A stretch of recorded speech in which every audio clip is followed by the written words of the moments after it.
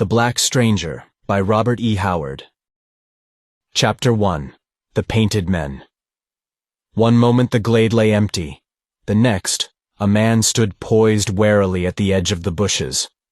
There had been no sound to warn the gray squirrels of his coming.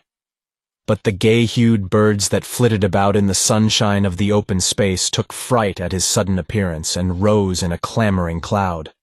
The man scowled and glanced quickly back the way he had come, as if fearing their flight had betrayed his position to someone unseen. Then he stalked across the glade, placing his feet with care. For all his massive, muscular build, he moved with the supple certitude of a panther. He was naked, except for a rag twisted about his loins, and his limbs were crisscrossed with scratches from briars and caked with dried mud. A brown-crusted bandage was knotted about his thickly muscled left arm. Under his matted black mane, his face was drawn and gaunt, and his eyes burned like the eyes of a wounded panther. He limped slightly as he followed the dim path that led across the open space. Halfway across the glade, he stopped short and whirled, cat-like, facing back the way he had come, as a long-drawn call quavered out across the forest. To another man it would have seemed merely the howl of a wolf. But this man knew it was no wolf. He was a Cimmerian, and understood the voices of the wilderness as a city-bred man understands the voices of his friends. Rage burned redly in his bloodshot eyes as he turned once more and hurried along the path, which, as it left the glade, ran along the edge of a dense thicket that rose in a solid clump of greenery among the trees and bushes. A massive log, deeply embedded in the grassy earth, paralleled the fringe of the thicket, lying between it and the path. When the Cimmerian saw this log, he halted and looked back across the glade. To the average eye, there were no signs to show that he had passed, but there was evidence visible to his wilderness-sharpened eyes, and therefore to the equally keen eyes of those who pursued him. He snarled silently, the red rage growing in his eyes, the berserk fury of a hunted beast which is ready to turn at bay. He walked down the trail with comparative carelessness, here and there crushing a grass blade beneath his foot. Then, when he had reached the further end of the great log, he sprang upon it, turned and ran lightly back along it. The bark had long been worn away by the elements. He left no sign to show the keenest forest eyes that he had doubled on his trail. When he reached the densest point of the thicket, he faded into it like a shadow, with hardly the quiver of a leaf to mark his passing. The minutes dragged. The gray squirrels chattered again on the branches, then flattened their bodies and were suddenly mute. Again the glade was invaded. As silently as the first man had appeared, 3 other men materialized out of the eastern edge of the clearing. They were dark-skinned men of short stature, with thickly muscled chests and arms. They wore beaded buckskin loincloths, and an eagle's feather was thrust into each black mane. They were painted in hideous designs and heavily armed. They had scanned the glade carefully before showing themselves in the open, for they moved out of the bushes without hesitation, in close single file, treading as softly as leopards, and bending down to stare at the path. They were following the trail of the Cimmerian, but it was no easy task even for these human bloodhounds. They moved slowly across the glade, and then one stiffened, grunted, and pointed with his broad-bladed stabbing spear at a crushed grass blade where the path entered the forest again. All halted instantly, and their beady black eyes quested the forest walls. But their quarry was well hidden. They saw nothing to awake their suspicion, and presently they moved on, more rapidly, following the faint marks that seemed to indicate their prey was growing careless through weakness or desperation. They had just passed the spot where the thicket crowded closest to the ancient trail, when the Cimmerian bounded into the path behind them and plunged his knife between the shoulders of the last man. The attack was so quick and unexpected, the Pict had no chance to save himself. The blade was in his heart before he knew he was in peril. The other 2 whirled with the instant, steel-trap quickness of savages. But even as his knife sank home, The Cimmerian struck a tremendous blow with the war axe in his right hand. The second Pict was in the act of turning as the axe fell. It split his skull to the teeth. The remaining Pict, a chief by the scarlet tip of his eagle feather, came savagely to the attack. He was stabbing at the Cimmerian's breast even as the killer wrenched his axe from the dead man's head. The Cimmerian hurled the body against the chief and followed with an attack as furious and desperate as the charge of a wounded tiger. The Pict, staggering under the impact of the corpse against him, made no attempt to parry the dripping axe. The instinct to slay submerging even the instinct to live. He drove his spear ferociously at his enemy's broad breast. The Cimmerian had the advantage of a greater intelligence, and a weapon in each hand. The hatchet, checking its downward sweep, struck the spear aside, and the knife in the Cimmerian's left hand ripped upward into the painted belly. An awful howl burst from the Pict's lips as he crumpled, disemboweled. A cry not of fear or of pain, but of baffled bestial fury, the death screech of a panther. It was answered by a wild chorus of yells some distance east of the glade. The Cimmerian started convulsively, wheeled, crouching like a wild thing at bay, lips a-snarl, shaking the sweat from his face. Blood trickled down his forearm from under the bandage. With a gasping, incoherent imprecation, he turned and fled westward.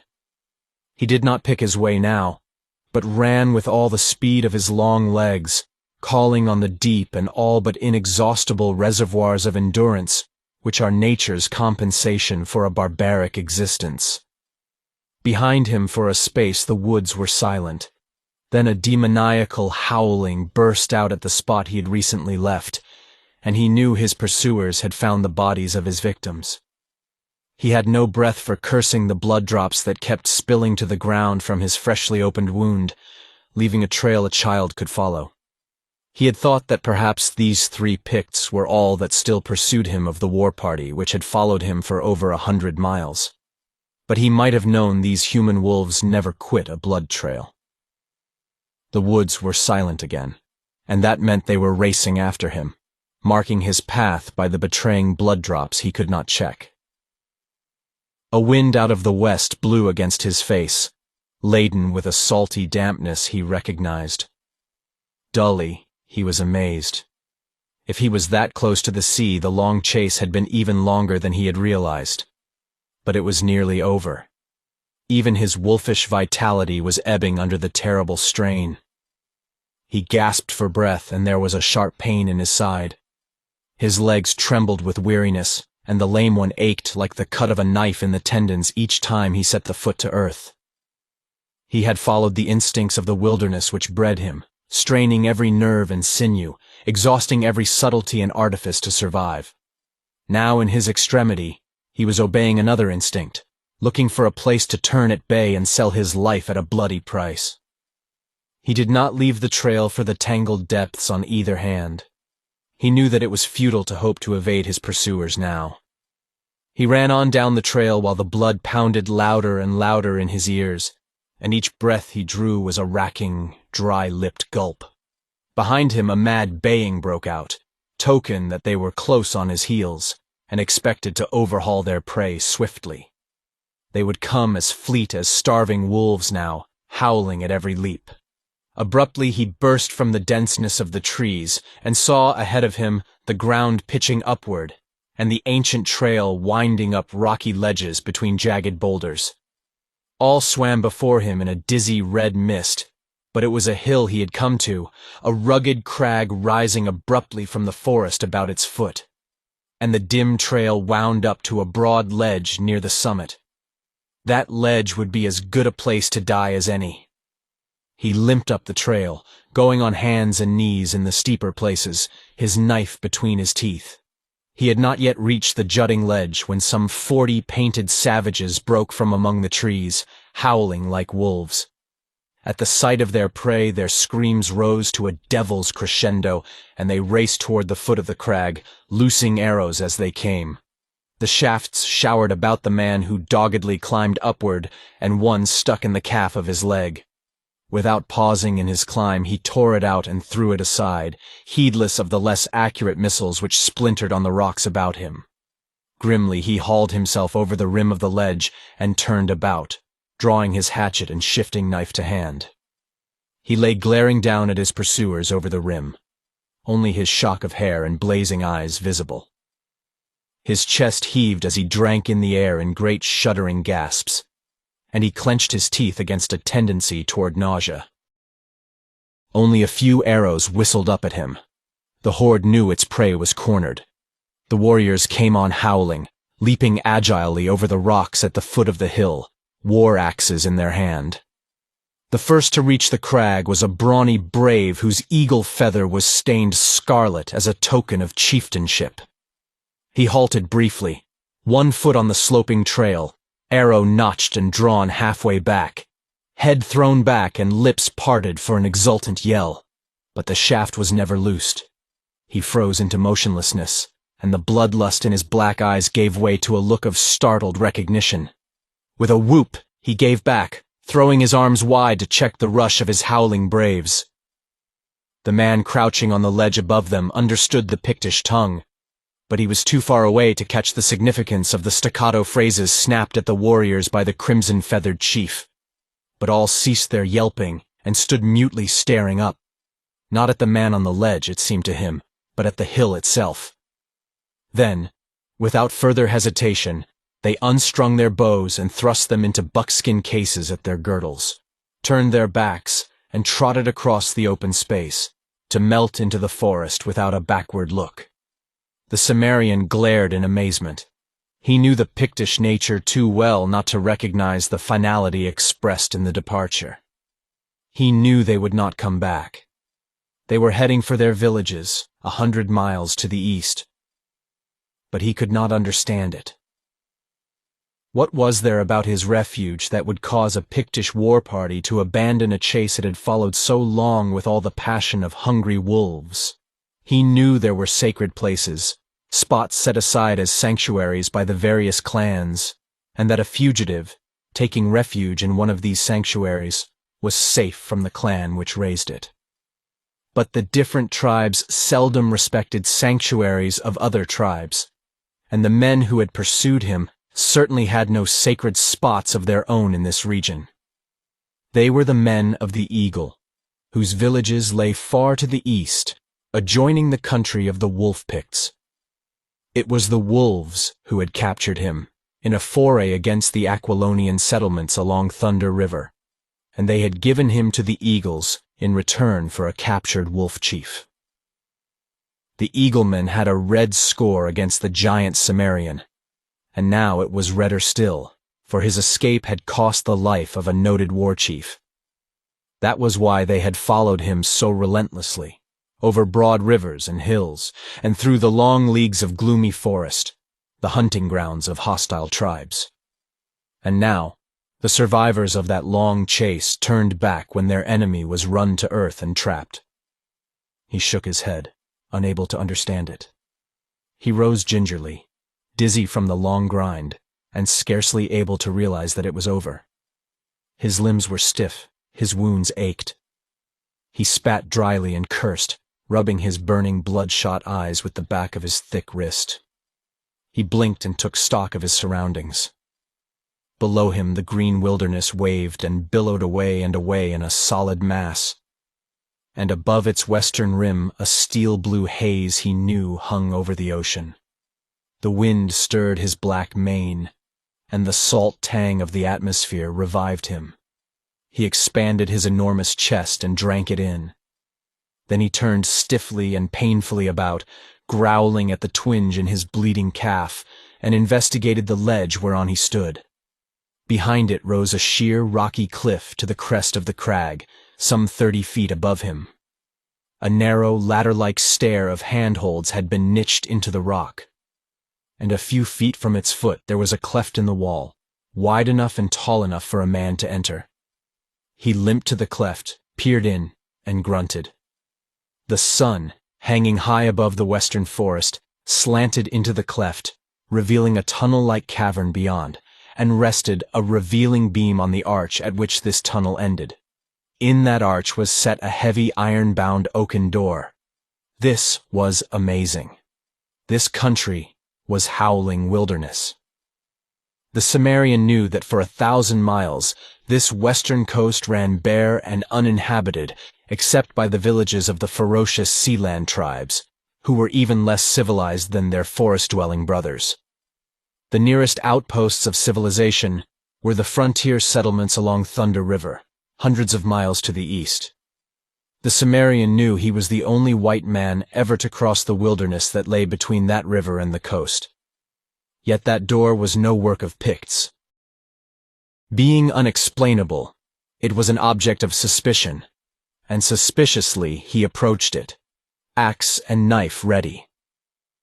Then, as his bloodshot eyes became more accustomed to the soft gloom that lurked on either side of the narrow shaft of sunlight, he noticed something else. Thick, iron-bound chests ranged along the walls. A blaze of comprehension came into his eyes. He bent over one, but the lid resisted his efforts. He lifted his hatchet to shatter the ancient lock, then changed his mind and limped toward the arched door. His bearing was more confident now, his weapons hung at his sides. He pushed against the ornately carven door, and it swung inward without resistance. Then his manner changed again, with lightning-like abruptness. He recoiled with a startled curse, knife and hatchet flashing as they leaped to positions of defense. An instant he poised there, like a statue of fierce menace, craning his massive neck to glare through the door. It was darker in the large natural chamber into which he was looking, but a dim glow emanated from the great jewel which stood on a tiny ivory pedestal in the center of the great ebony table about which sat those silent shapes whose appearance had so startled the intruder. They did not move, they did not turn their heads toward him. "Well," he said harshly, "are you all drunk?" There was no reply. He was not a man easily abashed, yet now he felt disconcerted.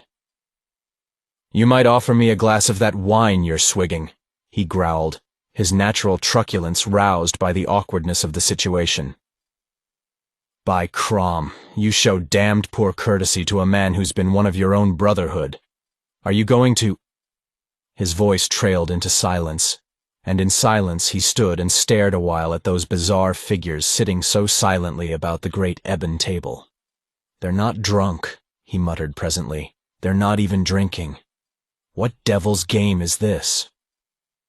He stepped across the threshold and was instantly fighting for his life against the murderous, unseen fingers that clutched his throat. Chapter 2. Men from the Sea. Belisa idly stirred a seashell with a daintily slippered toe, mentally comparing its delicate pink edges to the first pink haze of dawn that rose over the misty beaches. It was not dawn now, but the sun was not long up, and the light, pearl-gray clouds which drifted over the waters had not yet been dispelled.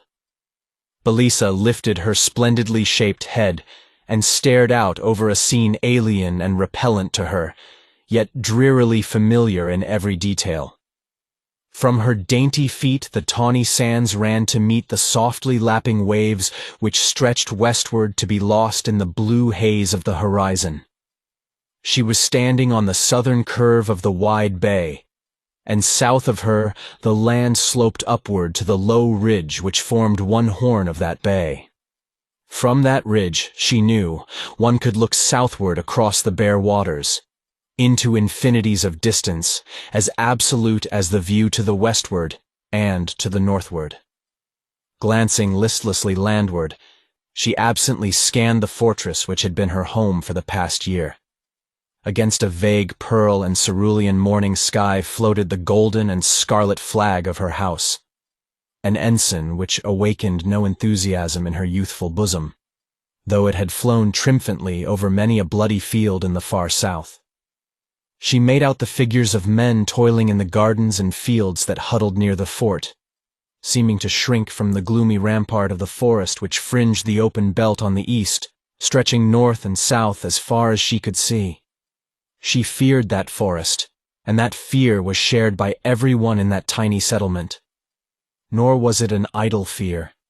Death lurked in those whispering depths, death swift and terrible, death slow and hideous, hidden, painted, tireless, unrelenting. She sighed and moved listlessly toward the water's edge, with no set purpose in mind.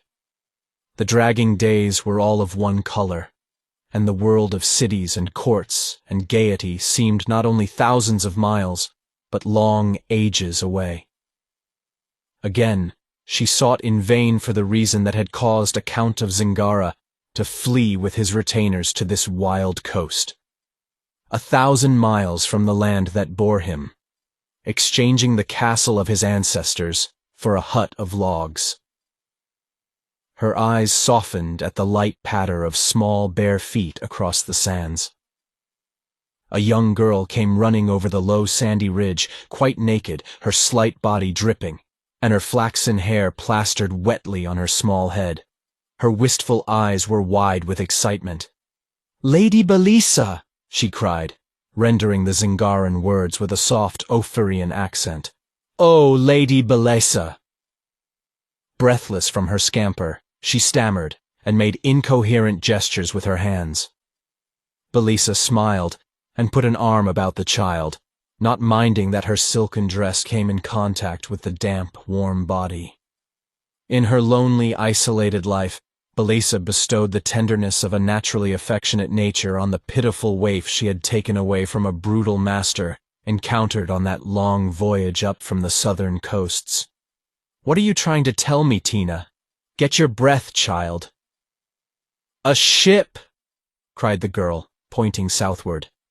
"I was swimming in a pool that the sea tide left in the sand on the other side of the ridge, and I saw it, a ship sailing up out of the south."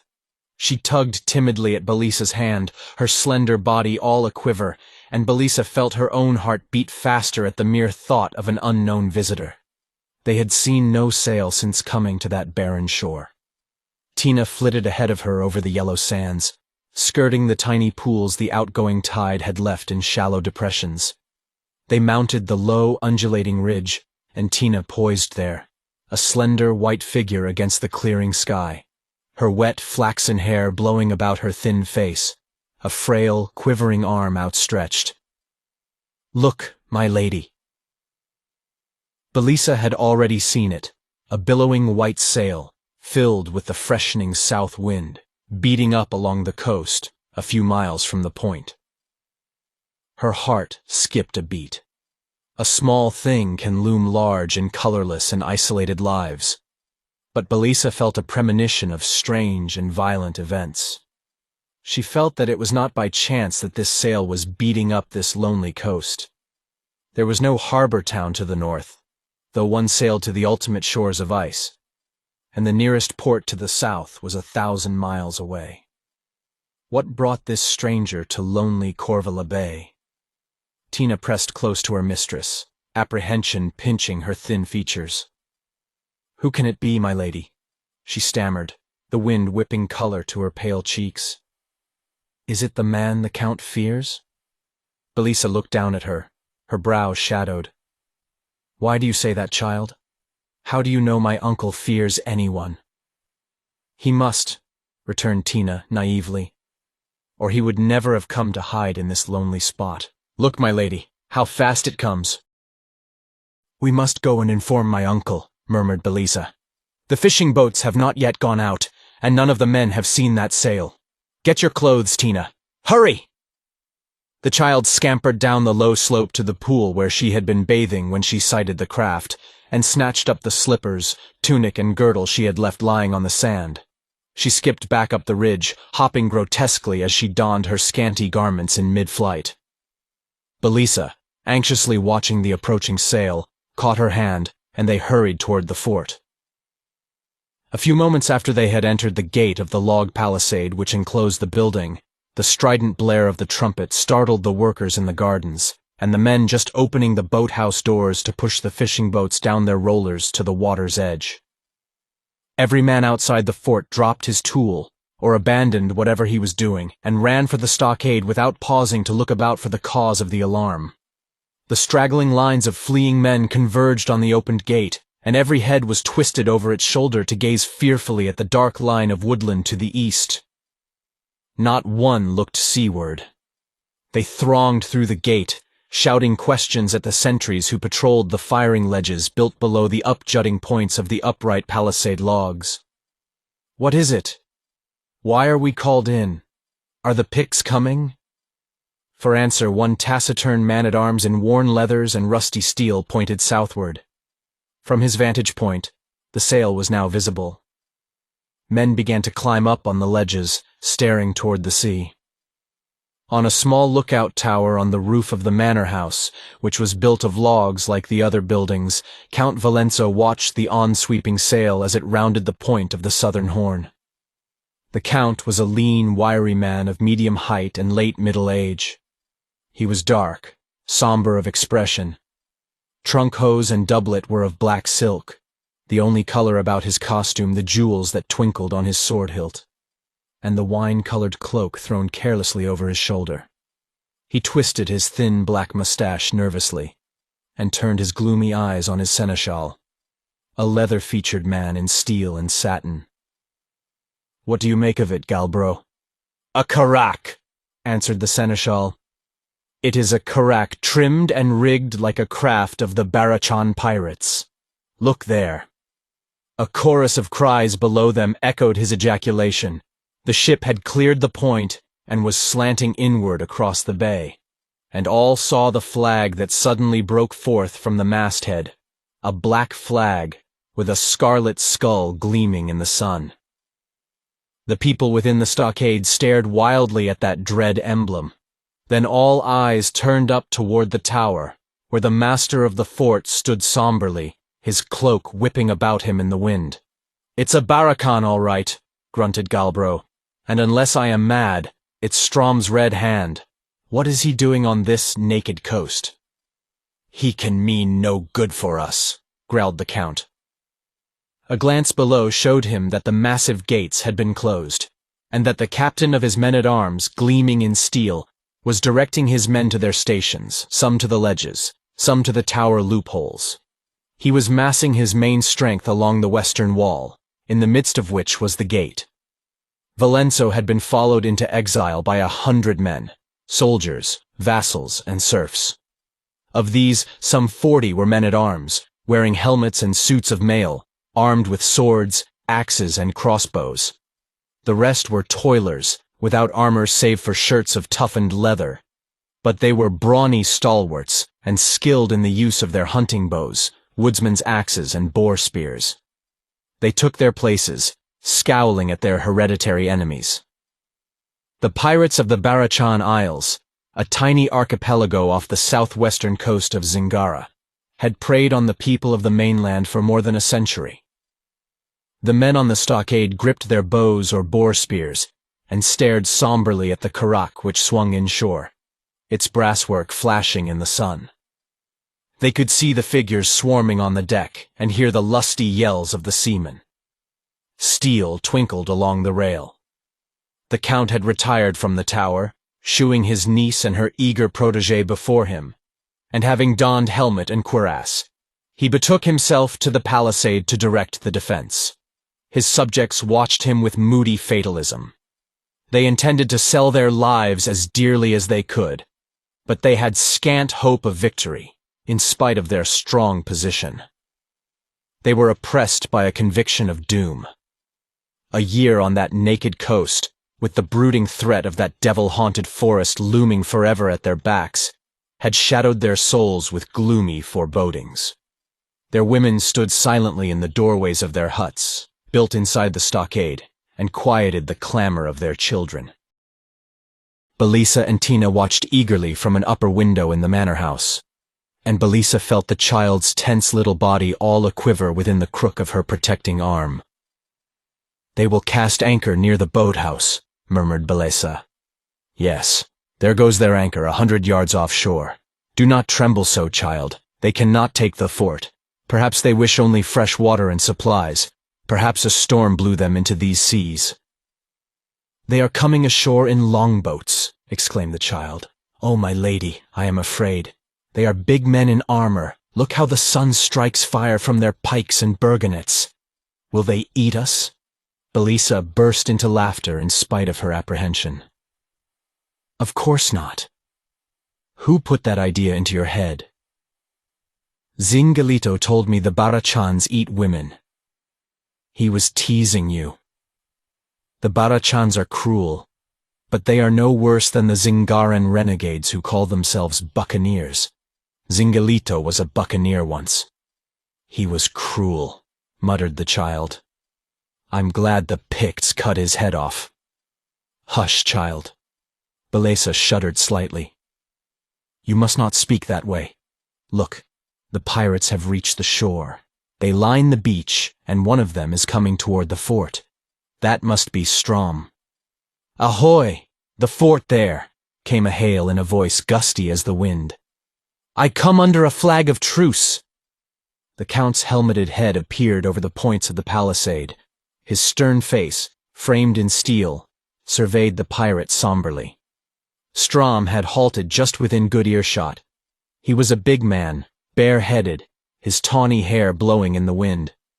Of all the sea rovers who haunted the Barachans, none was more famed for deviltry than he. Speak, commanded Valenso.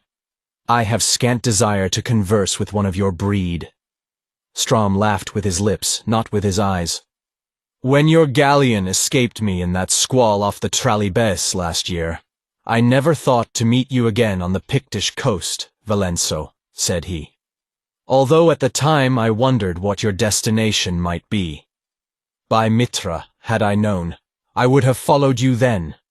I got the start of my life a little while ago when I saw your scarlet falcon floating over a fortress where I had thought to see naught but bare beach. You have found it, of course. Found what? Snapped the Count impatiently. Don't try to dissemble with me. The pirate's stormy nature showed itself momentarily in a flash of impatience.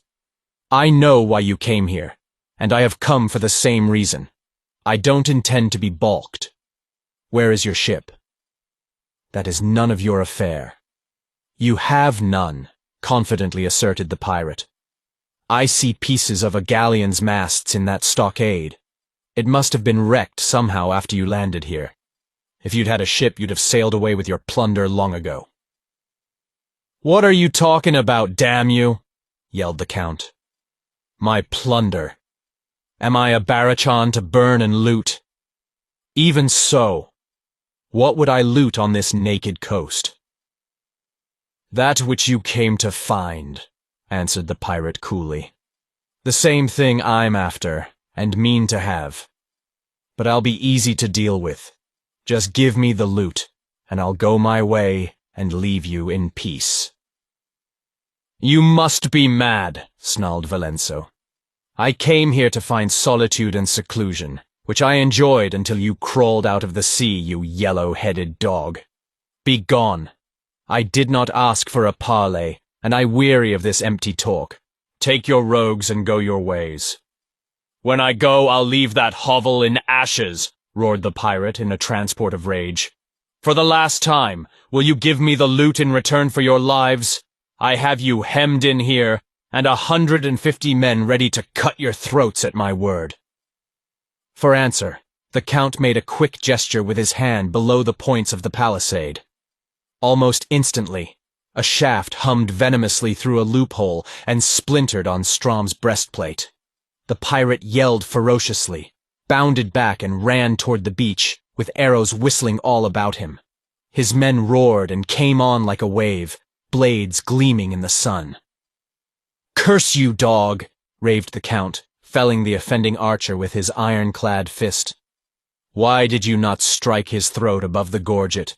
Ready with your bows, men. Here they come. But Strom had reached his men, checked their headlong rush. The pirates spread out in a long line that overlapped the extremities of the western wall, and advanced warily, loosing their shafts as they came. Their weapon was the longbow, and their archery was superior to that of the Zingarans. But the latter were protected by their barrier.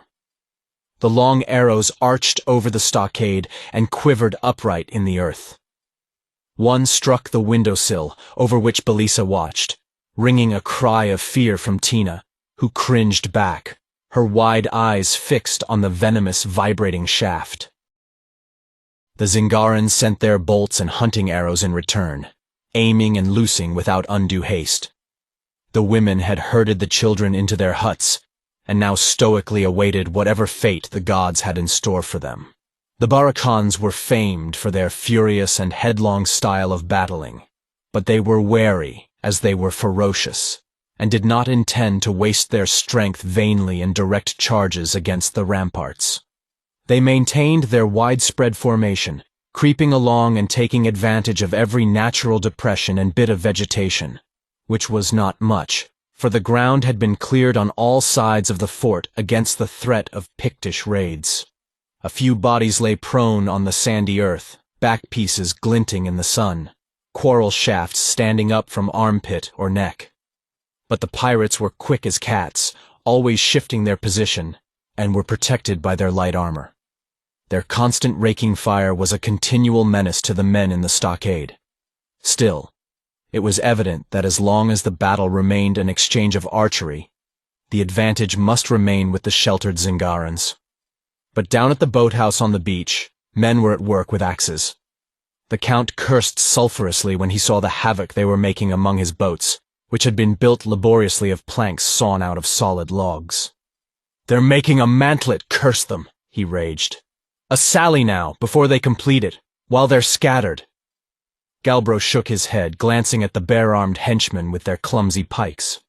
"Their arrows would riddle us, and we'd be no match for them in hand-to-hand fighting. We must keep behind our walls and trust to our archers." "Well enough," growled Valenzo, "if we can keep them outside our walls." Presently the intention of the pirates became apparent to all, as a group of some 30 men advanced, pushing before them a great shield made out of the planks from the boats, and the timbers of the boathouse itself. They had found an ox cart, and mounted the mantlet on the wheels, great solid discs of oak. As they rolled it ponderously before them, it hid them from the sight of the defenders, except for glimpses of their moving feet. It rolled toward the gate, and the straggling line of archers converged toward it, shooting as they ran. "Shoot!" yelled Valenzo, going livid. "Stop them before they reach the gate!" A storm of arrows whistled across the palisade and feathered themselves harmlessly in the thick wood. A derisive yell answered the volley. Shafts were finding loopholes now, as the rest of the pirates drew nearer, and a soldier reeled and fell from the ledge, gasping and choking, with a cloth-yard shaft through his throat. "Shoot at their feet!" screamed Valenzo, and then, 40 men at the gate with pikes and axes, the rest hold the wall. Bolts ripped into the sand before the moving shield. A bloodthirsty howl announced that one had found its target beneath the edge, and a man staggered into view, cursing and hopping as he strove to withdraw the quarrel that skewered his foot. In an instant, he was feathered by a dozen hunting arrows. But, with a deep-throated shout, the mantlet was pushed to the wall, and a heavy, iron-tipped boom, thrust through an aperture in the center of the shield, began to thunder on the gate, driven by arms knotted with brawny muscles and backed with bloodthirsty fury. The massive gate groaned and staggered, while from the stockade bolts poured in a steady hail and some struck home. But the wild men of the sea were afire with the fighting lust. With deep shouts they swung the ram, and from all sides the others closed in, braving the weakened fire from the walls, and shooting fast and hard. Cursing like a madman, the Count sprang from the wall and ran to the gate, drawing his sword. A clump of desperate men at arms closed in behind him, gripping their spears. In another moment the gate would cave in, and they must stop the gap with their living bodies. Then a new note entered the clamor of the melee. It was a trumpet, blaring stridently from the ship. On the crosstrees a figure waved his arms and gesticulated wildly. That sound registered on Strom's ears, even as he lent his strength to the swinging ram. Exerting his mighty thews, he resisted the surge of the other arms, bracing his legs to halt the ram on its backward swing. He turned his head, sweat dripping from his face. "Wait!" he roared. Wait, damn you! Listen! In the silence that followed that bull's bellow, the blare of the trumpet was plainly heard, and a voice that shouted something unintelligible to the people inside the stockade. But Strom understood, for his voice was lifted again in profane command. The ram was released, and the mantlet began to recede from the gate as swiftly as it had advanced. "Look!" cried Tina at her window, jumping up and down in her wild excitement. "They are running! All of them! They are running to the beach! Look! They have abandoned the shield just out of range! They are leaping into the boats and rowing for the ship! Oh, my lady, have we won?" "I think not." Belisa was staring seaward. "Look!" She threw the curtains aside and leaned from the window. Her clear young voice rose above the amazed shouts of the defenders, turned their heads in the direction she pointed. They sent up a deep yell as they saw another ship swinging majestically around the southern point. Even as they looked, she broke out the royal golden flag of Zingara. Strom's pirates were swarming up the sides of their carack, heaving up the anchor. Before the stranger had progressed halfway across the bay, the red hand was vanishing around the point of the northern horn. Chapter 3. The Coming of the Black Man. "Out, quick!" snapped the Count, tearing at the bars of the gate. "Destroy that mantlet before these strangers can land!" "But Strom has fled," expostulated Galbro, "and yonder ship is Zingaran." "Do as I order," roared Valenzo. "My enemies are not all foreigners. Out, dogs! 30 of you with axes, and make kindling wood of that mantlet. Bring the wheels into the stockade." 30 axemen raced down toward the beach, brawny men in sleeveless tunics, their axes gleaming in the sun. The manner of their lord had suggested a possibility of peril in that oncoming ship, and there was panic in their haste. The splintering of the timbers under their flying axes came plainly to the people inside the fort, and the axemen were racing back across the sands, trundling the great oaken wheels with them, before the Zingaran ship had dropped anchor where the pirate ship had stood. "Why does not the Count open the gate and go down to meet them?" wondered Tina. "Is he afraid that the man he fears might be on that ship?" "What do you mean, Tina?" Belisa demanded uneasily. The Count had never vouchsafed a reason for this self-exile. He was not the sort of a man to run from an enemy, though he had many. But this conviction of Tina's was disquieting, almost uncanny. Tina seemed not to have heard her question. "The axemen are back in the stockade," she said. "The gate is closed again and barred. The men still keep their places along the wall. If that ship was chasing Strom, why did it not pursue him? But it is not a warship. It is a carrack, like the other. Look, a boat is coming ashore. I see a man in the bow, wrapped in a dark cloak." The boat having grounded, this man came pacing leisurely up the sands, followed by 3 others. He was a tall, wiry man, clad in black silk and polished steel. "Halt!" roared the Count. "I will parley with your leader alone." The tall stranger removed his morion and made a sweeping bow. His companions halted, drawing their wide cloaks about them, and behind them the sailors leaned on their oars and stared at the flag floating over the palisade. When he came within easy call of the gate, "Why, surely," said he, "there should be no suspicion between gentlemen in these naked seas." Valenzo stared at him suspiciously. The stranger was dark, with a lean, predatory face and a thin black mustache. A bunch of lace was gathered at his throat, and there was lace on his wrists. "I know you," said Valenzo slowly. "You are Black Zorono, the buccaneer." Again the stranger bowed with stately elegance. "And none could fail to recognize the red falcon of the Corzetas. It seems this coast has become the rendezvous of all the rogues of the southern seas," growled Valenzo. "What do you wish?" "Come, come, sir," remonstrated Zorono. "This is a churlish greeting to one who has just rendered you a service. Was not that Argosian dog Strom just thundering at your gate? And did he not take to his sea heels when he saw me round the point?" True, grunted the Count grudgingly, though there is little to choose between a pirate and a renegade. Zorono laughed without resentment and twirled his mustache.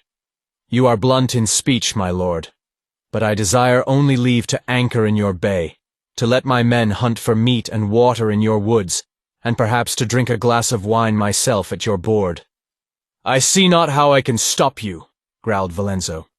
But understand this, Zorono. No man of your crew comes within this palisade. If one approaches closer than 100 feet, he will presently find an arrow through his gizzard. And I charge you do no harm to my gardens or the cattle in the pens. 3 steers you may have for fresh meat, but no more. And we can hold this fort against your ruffians, in case you think otherwise. You were not holding it very successfully against Strom, the buccaneer pointed out with a mocking smile. You'll find no wood to build mantlets unless you chop down trees or strip it from your own ship, assured the Count grimly. And your men are not Barakan archers. They're no better bowmen than mine. Besides, what little loot you'd find in this castle would not be worth the price. Who speaks of loot and warfare? Protested Zorono. Nay, my men are sick to stretch their legs ashore, and nigh to scurvy from chewing salt pork. I guarantee their good conduct. May they come ashore? Valenzo grudgingly signified his consent, and Zorono bowed, a bit sardonically, and retired with a tread as measured and stately, as if he trod the polished crystal floor of the Cordava royal court, where indeed, unless rumor lied, he had once been a familiar figure. Let no man leave the stockade, Valenzo ordered Galbro. I do not trust that renegade dog. Because he drove Strum from our gate is no guarantee that he would not cut our throats. Galbro nodded. He was well aware of the enmity which existed between the pirates and the Zingaran buccaneers. The pirates were mainly Argosian sailors, turned outlaw. To the ancient feud between Argos and Zingara was added, in the case of the freebooters, the rivalry of opposing interests. Both breeds preyed on the shipping and the coastal towns, and they preyed on one another with equal rapacity. So no one stirred from the palisade while the buccaneers came ashore. Dark-faced men in flaming silk and polished steel, with scarfs bound about their heads and gold hoops in their ears. They camped on the beach, 170-odd of them, and Valenzo noticed that Zorono posted lookouts on both points. They did not molest the gardens, and only the 3 beeves designated by Valenzo, shouting from the palisade, were driven forth and slaughtered. Fires were kindled on the strand, and a wattled cask of ale was brought ashore and broached. Other kegs were filled with water from the spring that rose a short distance south of the fort, and men began to straggle toward the woods, crossbows in their hands. Seeing this, Valenzo was moved to shout to Zorono, striding back and forth through the camp. Don't let your men go into the forest. Take another steer from the pens if you haven't enough meat. If they go trampling into the woods, they may fall foul of the Picts. Whole tribes of the painted devils live back in the forest. We beat off an attack shortly after we landed, and since then, 6 of my men have been murdered in the forest at one time or another. There's peace between us just now, but it hangs by a thread. Don't risk stirring them up. Zorono shot a startled glance at the lowering woods, as if he expected to see hordes of savage figures lurking there. Then he bowed and said, I thank you for the warning, my lord. And he shouted for his men to come back, in a rasping voice that contrasted strangely with his courtly accents when addressing the Count. If Zorono could have penetrated the leafy mask, he would have been more apprehensive, if he could have seen the sinister figure that lurked there, watching the strangers with inscrutable black eyes. A hideously painted warrior, naked but for a doe-skin breech-clout, with a toucan feather drooping over his left ear. As evening drew on, a thin skim of gray crawled up from the sea rim and overcast the sky. The sun sank in a wallow of crimson, touching the tips of the black waves with blood. Fog crawled out of the sea and lapped at the feet of the forest, curling about the stockade in smoky wisps. The fires on the beach shone dull crimson through the mist, and the singing of the buccaneers seemed deadened and far away. They had brought old sail canvas from the carrack and made them shelters along the strand, where beef was still roasting, and the ale granted them by their captain was doled out sparingly. The great gate was shut and barred. Soldiers stolidly tramped the ledges of the palisade, pike on shoulder, beads of moisture glistening on their steel caps. They glanced uneasily at the fires on the beach, stared with greater fixity toward the forest, now a vague, dark line in the crawling fog. The compound lay empty of life, a bare, darkened space. Candles gleamed feebly through the crack of the huts, and light streamed from the windows of the manor. There was silence except for the tread of the sentries, the drip of water from the eaves, and the distant singing of the buccaneers. Some faint echo of this singing penetrated into the great hall, where Valenzo sat at wine with his unsolicited guest. "Your men make merry, sir," grunted the Count. "They are glad to feel the sand under their feet again," answered Zorono. "It has been a wearisome voyage, yes, a long, stern chase." He lifted his goblet gallantly to the unresponsive girl who sat on his host's right and drank ceremoniously. Impassive attendants ranged the walls, soldiers with pikes and helmets, servants in satin coats. Valenzo's household in this wild land was a shadowy reflection of the court he had kept in Cordava. The manor house, as he insisted on calling it, was a marvel for that coast. 100 men had worked night and day for months building it. Its log-walled exterior was devoid of ornamentation, but within, it was as nearly a copy of Corzetta Castle as was possible. The logs that composed the walls of the hall were hidden with heavy silk tapestries, worked in gold. Ship beams, stained and polished, formed the beams of the lofty ceiling. The floor was covered with rich carpets. The broad stair that led up from the hall was likewise carpeted, and its massive balustrade had once been a galleon's rail. A fire in the wide stone fireplace dispelled the dampness of the night. Candles in the great silver candelabrum in the center of the broad mahogany board lit the hall, throwing long shadows on the stair. Count Valenzo sat at the head of that table, presiding over a company composed of his niece, his piratical guest, Galbro, and the captain of the guard. The smallness of the company emphasized the proportions of the vast board, where 50 guests might have sat at ease. "You followed Strom?" asked Valenzo. "You drove him this far afield?" "I followed Strom," laughed Zorono, "but he was not fleeing from me. Strom is not the man to flee from anyone. No, he came seeking for something. Something I too desire." "What could tempt a pirate or a buccaneer to this naked land?" muttered Valenzo, staring into the sparkling contents of his goblet. "What could tempt a Count of Cordova?" retorted Zorono, and an avid light burned an instant in his eyes. "The rottenness of a royal court might sicken a man of honor," remarked Valenzo. "Corzettas of honor have endured its rottenness with tranquility for several generations," said Zorono bluntly. "My lord, indulge my curiosity.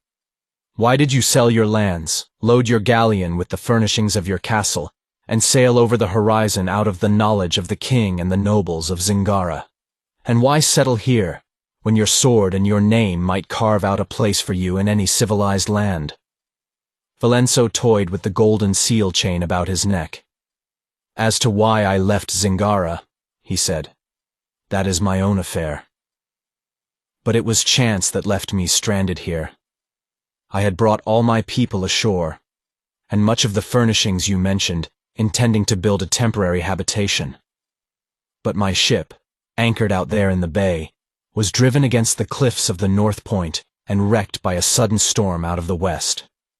Such storms are common enough at certain times of the year. After that, there was naught to do but remain and make the best of it." "Then you would return to civilization if you could?"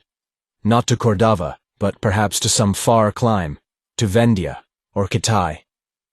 Do you not find it tedious here, my lady? Asked Zorono, for the first time addressing himself directly to Belisa. Hunger to see a new face and hear a new voice had brought the girl to the great hall that night, but now she wished she had remained in her chamber with Tina. There was no mistaking the meaning in the glance Zorono turned on her. His speech was decorous and formal, his expression sober and respectful, but it was but a mask through which gleamed the violent and sinister spirit of the man. He could not keep the burning desire out of his eyes when he looked at the aristocratic young beauty in her low-necked satin gown and jeweled girdle. "There is little diversity here," she answered in a low voice. "If you had a ship," Zorono bluntly asked his host, "you would abandon this settlement?" "Perhaps," admitted the Count. "I have a ship," said Zorono. "If we could reach an agreement—" "What sort of an agreement?" Valenzo lifted his head to stare suspiciously at his guest. "Share and share alike," said Zorono, laying his hand on the board with the fingers spread wide. The gesture was curiously reminiscent of a great spider. But the fingers quivered with curious tension, and the buccaneer's eyes burned with a new light. "Share what?" Valenzo stared at him in evident bewilderment. "The gold I brought with me went down in my ship, and unlike the broken timbers, it did not wash ashore." "Not that!" Zorono made an impatient gesture. "Let us be frank, my lord. Can you pretend it was chance which caused you to land at this particular spot, with 1,000 miles of coast from which to choose?" "There is no need for me to pretend," answered Valenzo coldly. "My ship's master was one Zingalito, formerly a buccaneer. He had sailed this coast, and persuaded me to land here, telling me he had a reason he would later disclose. But this reason he never divulged, because the day after we landed he disappeared into the woods, and his headless body was found later by a hunting party. Obviously, he was ambushed and slain by the Picts." Zorono stared fixedly at Valenzo for a space. "Sink me," quoth he at last. "I believe you, my lord. A Corzetta has no skill at lying, regardless of his other accomplishments. And I will make you a proposal. I will admit when I anchored out there in the bay, I had other plans in mind. Supposing you to have already secured the treasure, I meant to take this fort by strategy and cut all your throats. But circumstances have caused me to change my mind." He cast a glance at Belisa that brought the color into her face, and made her lift her head indignantly. "I have a ship to carry you out of exile," said the buccaneer, "with your household and such of your retainers as you shall choose. The rest can fend for themselves." The attendants along the walls shot uneasy glances sidelong at each other. Zorono went on, too brutally cynical to conceal his intentions. "But first, you must help me secure the treasure for which I've sailed 1,000 miles." "What treasure, in Mitra's name?" demanded the Count angrily. "You are yammering like that dog, Strom, now." "Did you ever hear of bloody Tranicos, the greatest of the Barakan pirates?" asked Zorono. "Who has not? It was he who stormed the island castle of the exiled Prince Tothmekri of Stygia, put the people to the sword, and bore off the treasure the prince had brought with him when he fled from Kemi. Aye, and the tale of that treasure brought the men of the Red Brotherhood swarming like vultures after carrion. Pirates, buccaneers, even the black corsairs from the south. Fearing betrayal by his captains, he fled northward with one ship and vanished from the knowledge of men. That was nearly 100 years ago. But the tale persists that one man survived that last voyage and returned to the Barakans, only to be captured by a Zingaran warship. Before he was hanged, he told his story and drew a map in his own blood, on parchment, which he smuggled somehow out of his captor's reach. This was the tale he told. Tranicos had sailed far beyond the paths of shipping, until he came to a bay on a lonely coast, and there he anchored. he went ashore, taking his treasure and 11 of his most trusted captains who had accompanied him on his ship. Following his orders, the ship sailed away, to return in a week's time, and pick up their admiral and his captains. In the meantime, Tranicos meant to hide the treasure somewhere in the vicinity of the bay. The ship returned at the appointed time, but there was no trace of Tranicos and his 11 captains, except the rude dwelling they had built on the beach. This had been demolished, and there were tracks of naked feet about it, but no sign to show there had been any fighting. Nor was there any trace of the treasure, or any sign to show where it was hidden. The pirates plunged into the forest to search for their chief and his captains, but were attacked by wild Picts and driven back to their ship. In despair, they heaved anchor and sailed away. But before they raised the barricades, a terrific storm wrecked the ship, and only that one man survived. That is the tale of the treasure of Tranicos, which men have sought in vain for nearly a century. That the map exists is known, but its whereabouts have remained a mystery. I have had one glimpse of that map. Strom and Zingalito were with me, and a Nemedian who sailed with the Barachans. We looked upon it in a hovel in a certain Zingaran seaport town, where we were skulking in disguise. Somebody knocked over the lamp, and somebody howled in the dark, and when we got the light on again, the old miser who owned the map was dead with a dirk in his heart, and the map was gone, and the night watch was clattering down the street with their pikes to investigate the clamor.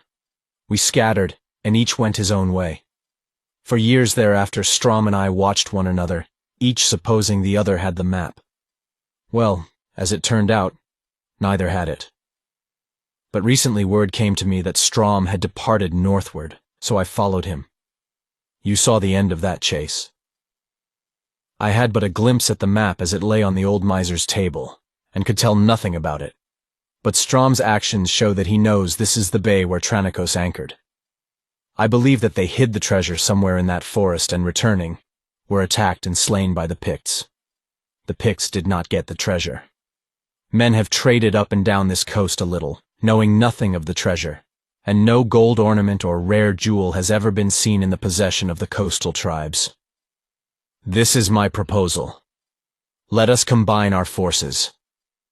Strom is somewhere within striking distance. He fled because he feared to be pinned between us, but he will return. But allied, we can laugh at him. We can work out from the fort, leaving enough men here to hold it if he attacks. I believe the treasure is hidden nearby. 12 men could not have conveyed it far.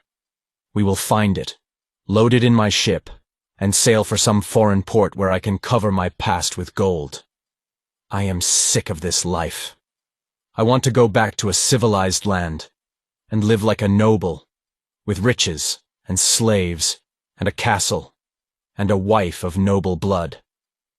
Well, demanded the Count, slit-eyed with suspicion. Give me your niece for my wife, demanded the buccaneer bluntly. Belisa cried out sharply and started to her feet. Valenzo likewise rose, livid, his fingers knotting convulsively about his goblet, as if he contemplated hurling it at his guest. Zorono did not move. He sat still, one arm on the table and the fingers hooked like talons. His eyes smoldered with passion and a deep menace. You dare, ejaculated Valenzo. You seem to forget you have fallen from your high estate, Count Valenzo, growled Zorono. We are not at the court of Ancourt, my lord. On this naked coast, nobility is measured by the power of men and arms, and there I rank you. Strangers tread Corzetta Castle, and the Corzetta fortune is at the bottom of the sea. You will die here, an exile, unless I give you the use of my ship. You will have no cause to regret the union of our houses. With a new name and a new fortune, you will find that Black Zorono can take his place among the aristocrats of the world, and make a son-in-law of which not even a Corzetta need be ashamed.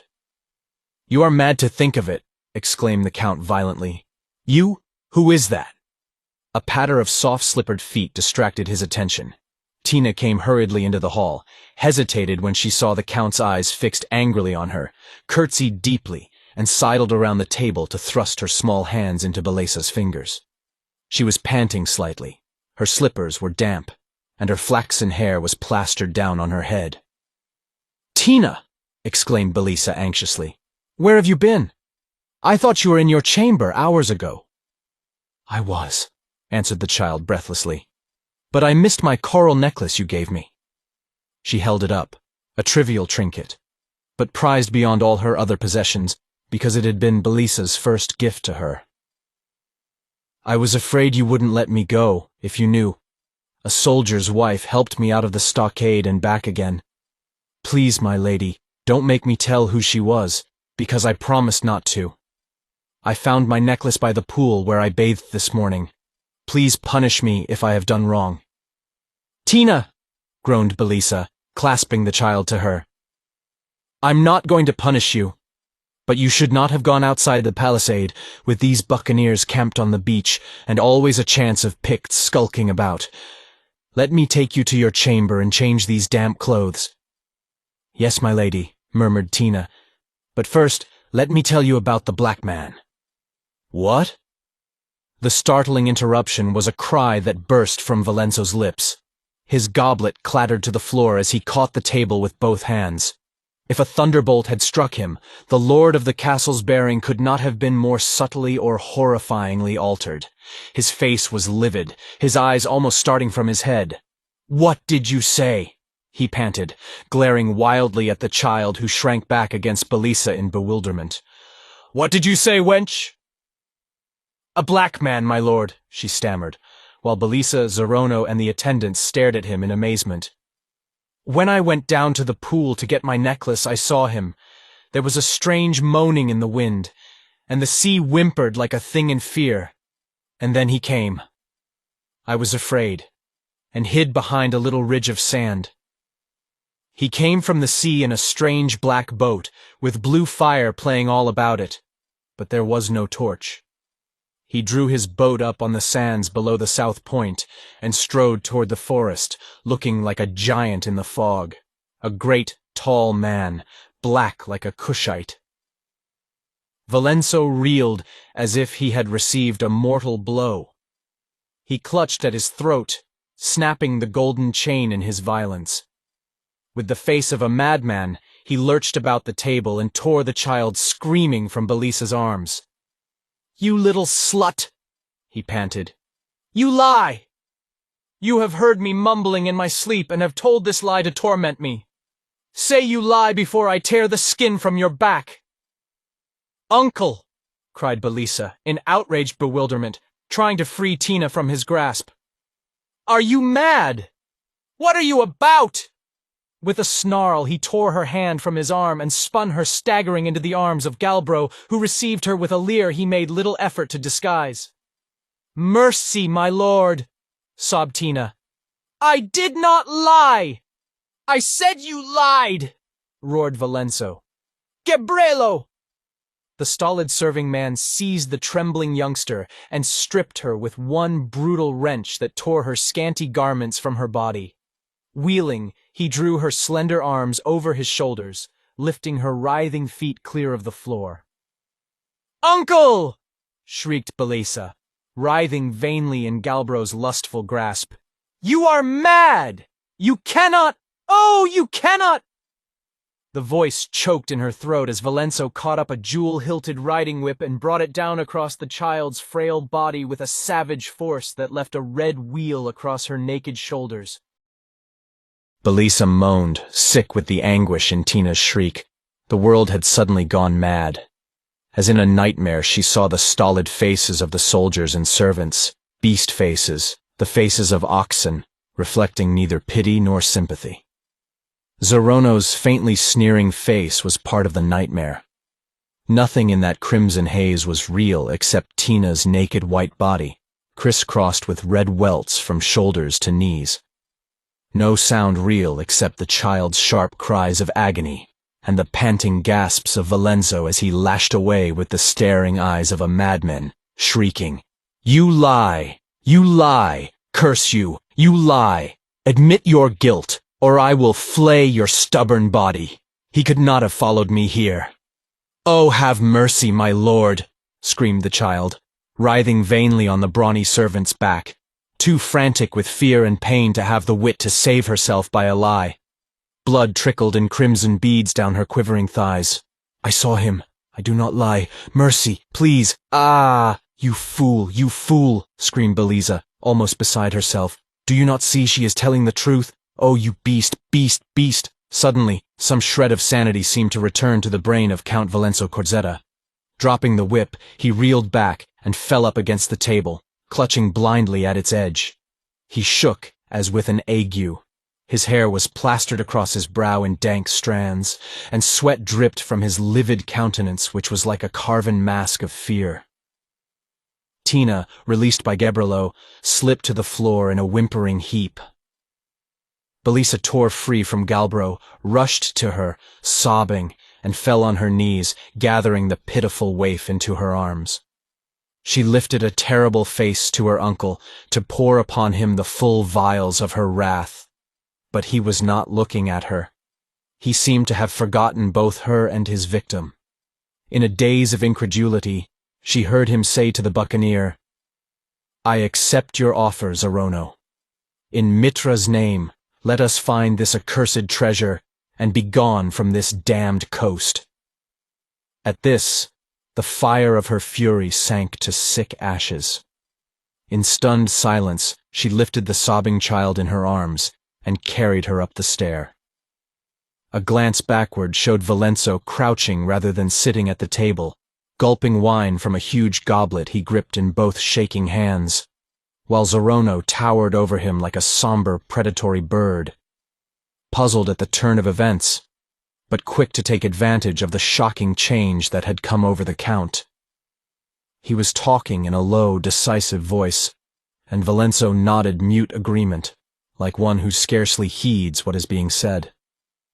Galbro stood back in the shadows, chin pinched between forefinger and thumb, and the attendants along the walls glanced furtively at each other, bewildered by their lord's collapse. Up in her chamber, Belisa laid the half-fainting girl on the bed, and set herself to wash and apply soothing ointments to the weals and cuts on her tender skin. Tina gave herself up in complete submission to her mistress's hands, moaning faintly. Belisa felt as if her world had fallen about her ears. She was sick and bewildered, overwrought, her nerves quivering from the brutal shock of what she had witnessed. Fear of and hatred for her uncle grew in her soul.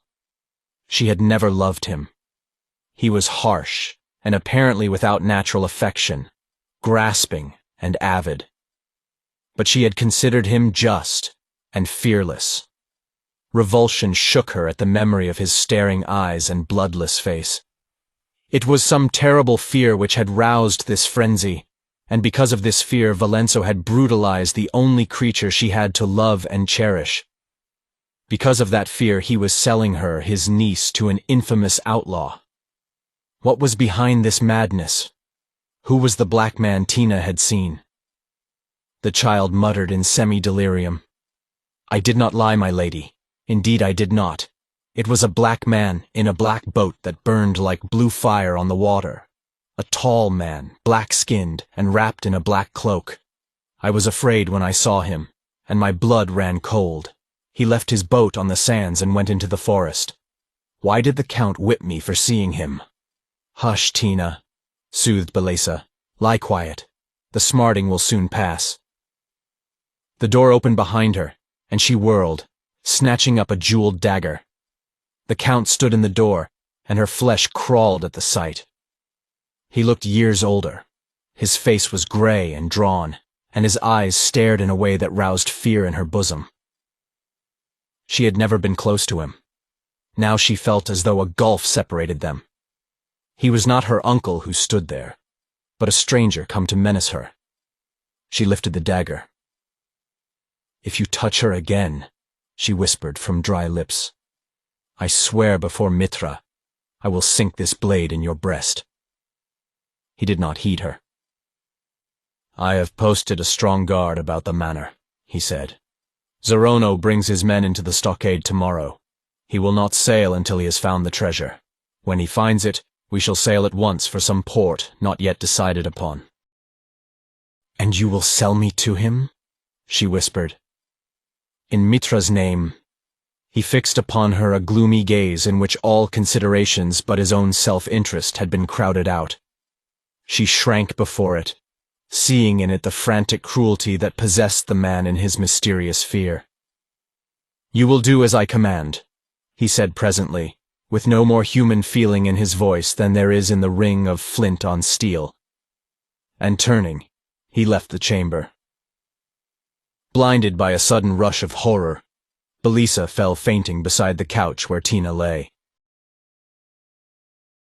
Chapter 4. A Black Drum. Droning. Belisa never knew how long she lay crushed and senseless. She was first aware of Tina's arms about her and the sobbing of the child in her ear. Mechanically she straightened herself and drew the girl into her arms, and she sat there, dry-eyed, staring unseeingly at the flickering candle. There was no sound in the castle. The singing of the buccaneers on the strand had ceased. Dully, almost impersonally, she reviewed her problem. Valenzo was mad, driven frantic by the story of the mysterious black man. It was to escape this stranger that he wished to abandon the settlement and flee with Zorono. That much was obvious. Equally obvious was the fact that he was ready to sacrifice her in exchange for that opportunity to escape. In the blackness of spirit which surrounded her, she saw no glint of light. The serving men were dull or callous brutes, their women stupid and apathetic. They would neither dare nor care to help her. She was utterly helpless. Tina lifted her tear-stained face as if she were listening to the prompting of some inner voice. The child's understanding of Belisa's inmost thoughts was almost uncanny, as was her recognition of the inexorable drive of fate and the only alternative left to the weak. "We must go, my lady," she whispered. "Zorono shall not have you. Let us go far away into the forest. We shall go until we can go no further, and then we shall lie down and die together." The tragic strength that is the last refuge of the weak entered Belisa's soul. It was the only escape from the shadows that had been closing in upon her since that day when they fled from Zingara. "We shall go, child." She rose and was fumbling for a cloak, when an exclamation from Tina brought her about. The girl was on her feet, a finger pressed to her lips, her eyes wide and bright with terror. "What is it, Tina?" The child's expression of fright induced Belisa to pitch her voice to a whisper, and a nameless apprehension crawled over her. "Someone outside in the hall," whispered Tina, clutching her arm convulsively. "He stopped at our door, and then went on toward the Count's chamber at the other end." "Your ears are keener than mine," murmured Belisa. "But there is nothing strange in that. It was the Count himself, perchance, or Galbro." She moved to open the door, but Tina threw her arms frantically about her neck, and Belisa felt the wild beating of her heart. "No, no, my lady. Do not open the door. I am afraid. I do not know why, but I feel that some evil thing is skulking near us." Impressed, Belisa patted her reassuringly and reached a hand toward the gold disc that masked the tiny peephole in the center of the door. "He is coming back," shivered the girl. "I hear him." Belisa heard something too, a curious stealthy pad which she knew, with a chill of nameless fear, was not the step of anyone she knew, nor was it the step of Zorono, or any booted man. Could it be the buccaneer gliding along the hallway on bare, stealthy feet, to slay his host while he slept? She remembered the soldiers who would be on guard below. If the buccaneer had remained in the manor for the night, a man-at-arms would be posted before his chamber door. But who was that sneaking along the corridor? None slept upstairs besides herself, Tina, and the Count, except Galbro. With a quick motion she extinguished the candle so it would not shine through the hole in the door, and pushed aside the gold disc. All the lights were out in the hall, which was ordinarily lighted by candles. Someone was moving along the darkened corridor. She sensed rather than saw a dim bulk moving past her doorway, but she could make nothing of its shape except that it was man-like. But a chill wave of terror swept over her. So she crouched dumb, incapable of the scream that froze behind her lips. It was not such terror as her uncle now inspired in her, or fear like her fear of Zorono, or even of the brooding forest. It was blind, unreasoning terror that laid an icy hand on her soul and froze her tongue to her palate. The figure passed on to the stairhead, where it was limned momentarily against the faint glow that came up from below, and at the glimpse of that vague black image against the red, she almost fainted. She crouched there in the darkness, awaiting the outcry that would announce that the soldiers in the great hall had seen the intruder. But the manor remained silent. Somewhere a wind wailed shrilly. That was all. Belisa's hands were moist with perspiration as she groped to relight the candle. She was still shaken with horror, though she could not decide just what there had been about that black figure etched against the red glow that had roused this frantic loathing in her soul. It was man-like in shape, but the outline was strangely alien, abnormal, though she could not clearly define that abnormality. But she knew that it was no human being that she had seen, and she knew that the sight had robbed her of all her newfound resolution. She was demoralized, incapable of action. The candle flared up, limning Tina's white face in the yellow glow. "It was the black man," whispered Tina. "I know. My blood turned cold, just as it did when I saw him on the beach. There are soldiers downstairs. Why did they not see him? Shall we go and inform the Count?" Belisa shook her head. She did not care to repeat the scene that had ensued upon Tina's first mention of the black man. At any event, she dared not venture out into that darkened hallway. "We dare not go into the forest," shuddered Tina. "He will be lurking there." Belisa did not ask the girl how she knew the black man would be in the forest. It was the logical hiding place for any evil thing, man or devil. And she knew Tina was right. They dared not leave the fort now. Her determination, which had not faltered at the prospect of certain death, gave way at the thought of traversing those gloomy woods with that black shambling creature at large among them. Helplessly she sat down and sank her face in her hands. Tina slept, presently, on the couch, whimpering occasionally in her sleep. Tears sparkled on her long lashes. She moved her smarting body uneasily in her restless slumber. Toward dawn, Belisa was aware of a stifling quality in the atmosphere. She heard a low rumble of thunder somewhere off to seaward. Extinguishing the candle, which had burned to its socket, she went to a window whence she could see both the ocean and a belt of the forest behind the fort. The fog had disappeared, but out to sea a dusky mass was rising from the horizon.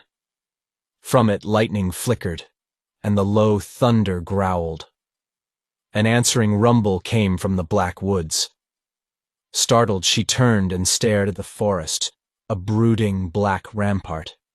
A strange rhythmic pulsing came to her ears, a droning reverberation that was not the roll of a Pictish drum.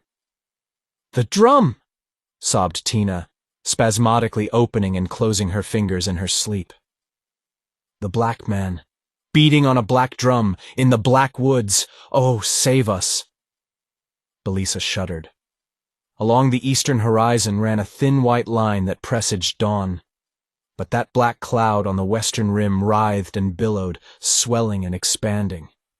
She stared in amazement, for storms were practically unknown on that coast at that time of the year, and she had never seen a cloud like that one. It came pouring up over the world rim in great boiling masses of blackness, veined with fire. It rolled and billowed with the wind in its belly. Its thundering made the air vibrate, and another sound mingled awesomely with the reverberations of the thunder, the voice of the wind that raced before its coming. The inky horizon was torn and convulsed in the lightning flashes. Afar to sea she saw the white-capped waves racing before the wind. She heard its droning roar, increasing in volume as it swept shoreward. but as yet no wind stirred on the land. The air was hot, breathless. There was a sensation of unreality about the contrast. Out there, wind and thunder and chaos sweeping inland. But here, stifling stillness. Somewhere below her a shutter slammed, startling in the tense silence, and a woman's voice was lifted, shrill with alarm. But most of the people of the fort seemed sleeping, unaware of the oncoming hurricane. She realized that she still heard that mysterious droning drumbeat, and she stared toward the black forest, her flesh crawling. She could see nothing, but some obscure instinct or intuition prompted her to visualize a black, hideous figure squatting under black branches and enacting a nameless incantation on something that sounded like a drum. Desperately, she shook off the ghoulish conviction and looked seaward, as a blaze of lightning fairly split the sky. Outlined against its glare, she saw the masts of Zorono's ship. She saw the tents of the buccaneers on the beach, the sandy ridges of the south point and the rock cliffs of the north point as plainly as by midday sun. Louder and louder rose the roar of the wind, and now the manor was awake. Feet came pounding up the stair, and Zorono's voice yelled, edged with fright. Doors slammed, and Valenzo answered him, shouting to be heard above the roar of the elements. "Why didn't you warn me of a storm from the west?" howled the buccaneer.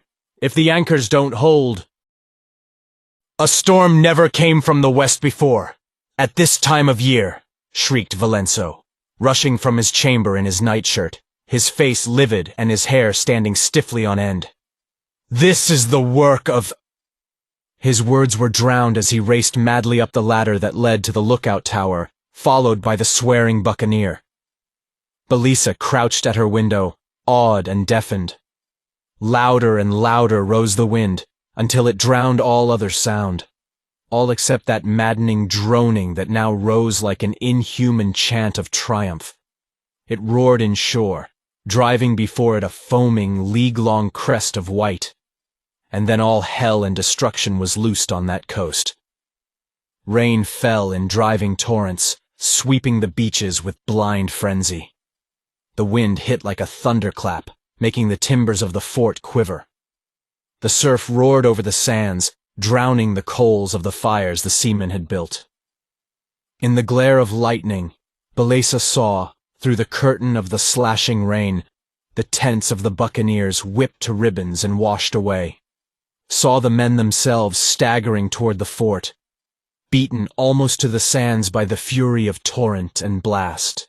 And limned against the blue glare, she saw Zorono's ship, ripped loose from her moorings, driven headlong against the jagged cliffs that jutted up to receive her. Chapter 5. A Man from the Wilderness. The storm had spent its fury. Full dawn rose in a clear blue rain-washed sky. As the sun rose in a blaze of fresh gold, bright-hued birds lifted a swelling chorus from the trees, on whose broad leaves beads of water sparkled like diamonds, quivering in the gentle morning breeze. At a small stream which wound over the sands to join the sea, hidden beyond a fringe of trees and bushes, a man bent to lave his hands and face. He performed his ablutions after the manner of his race, grunting lustily and splashing like a buffalo. But in the midst of these splashing he lifted his head suddenly, his tawny hair dripping and water running in rivulets over his brawny shoulders.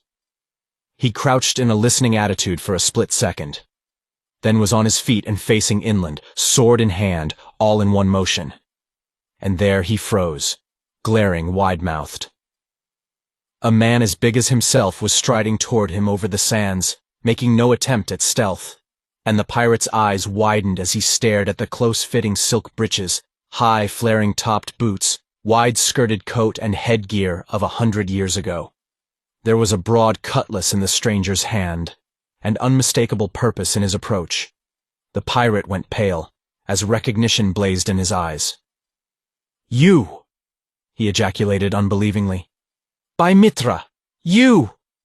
Oaths streamed from his lips as he heaved up his cutlass. The birds rose in flaming showers from the trees as the clang of steel interrupted their song. Blue sparks flew from the hacking blades, and the sand grated and ground under the stamping boot heels. Then the clash of steel ended in a chopping crunch, and one man went to his knees with a choking gasp. The hilt escaped his nerveless hand, and he slid full length on the sand which reddened with his blood. With a dying effort he fumbled at his girdle and drew something from it, tried to lift it to his mouth, and then stiffened convulsively and went limp. The conqueror bent and ruthlessly tore the stiffening fingers from the object they crumpled in their desperate grasp. Zorono and Valenzo stood on the beach, staring at the driftwood their men were gathering, spars, pieces of masts, broken timbers.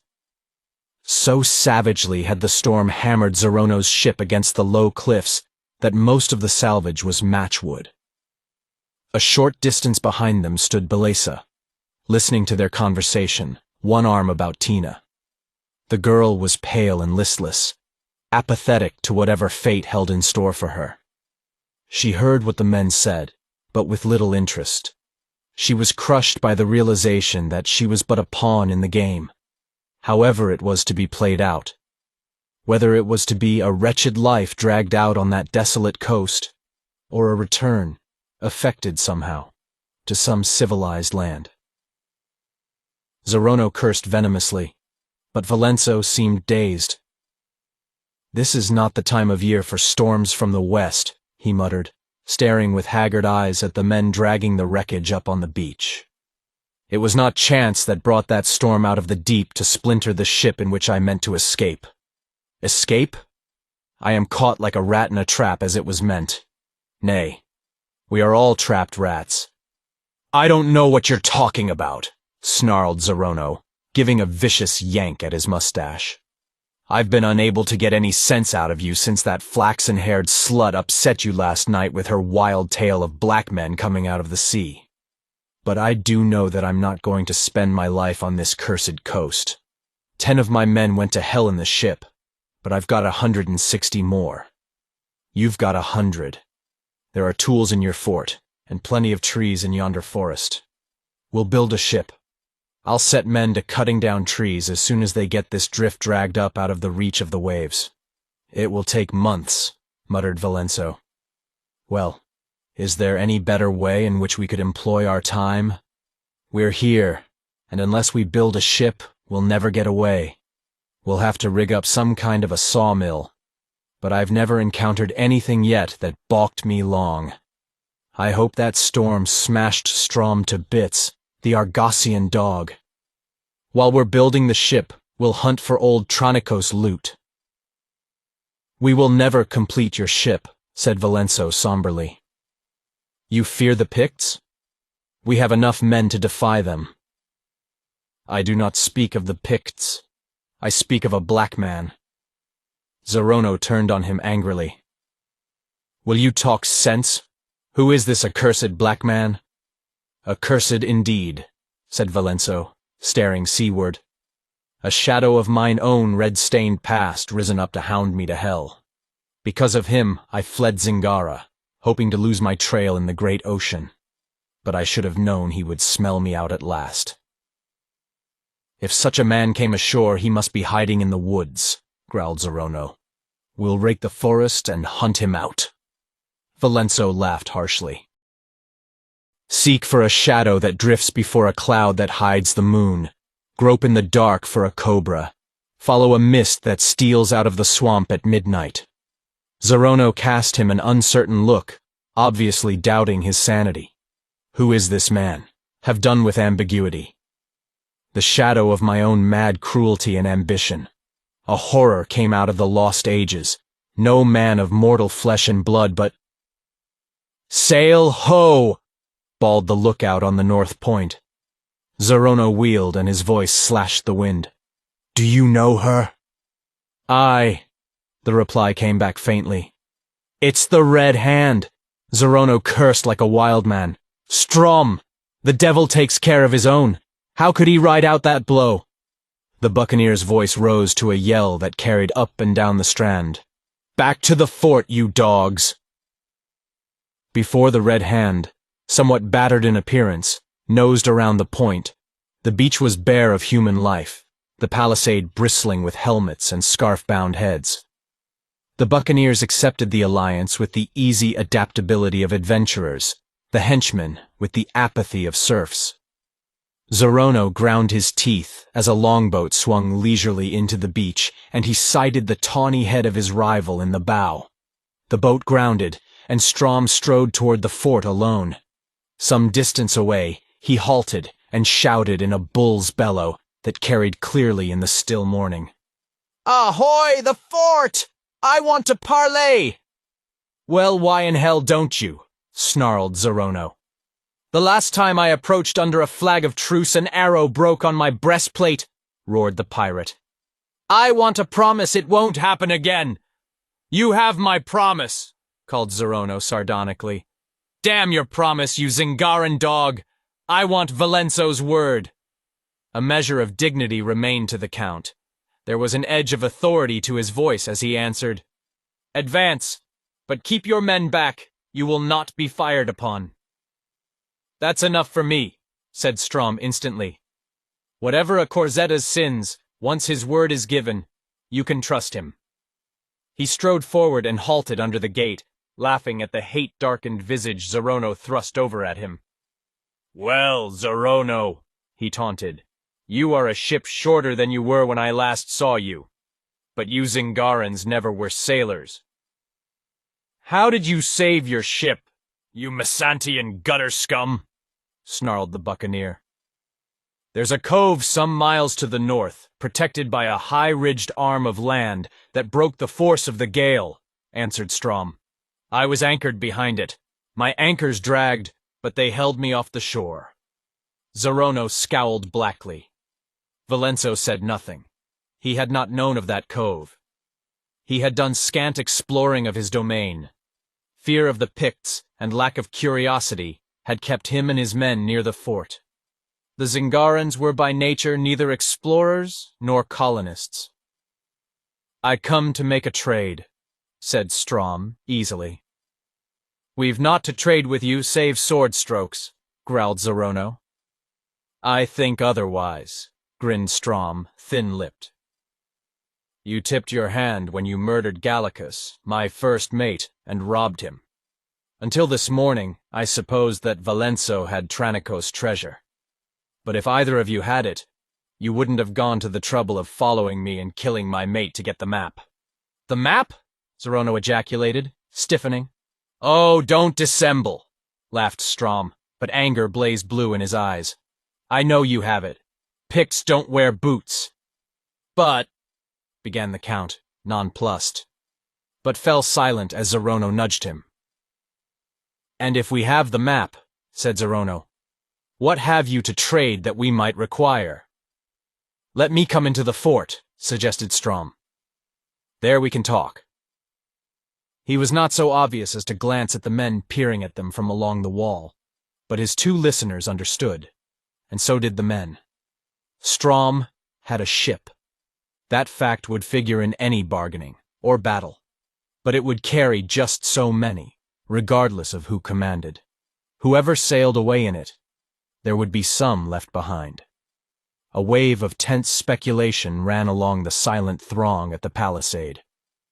"Your men will stay where they are," warned Zorono, indicating both the boat drawn up on the beach and the ship anchored out in the bay. "Aye, but don't get the idea that you can seize me and hold me for a hostage," he laughed grimly. "I want Valenzo's word that I'll be allowed to leave the fort alive and unhurt within the hour, whether we come to terms or not." "You have my pledge," answered the Count. "All right then, open that gate and let's talk plainly." The gate opened and closed, the leaders vanished from sight, and the common men of both parties resumed their silent surveillance of each other. The men on the palisade, and the men squatting beside their boat, with a broad stretch of sand between, and beyond a strip of blue water, the carrack, with steel caps glinting all along her rail.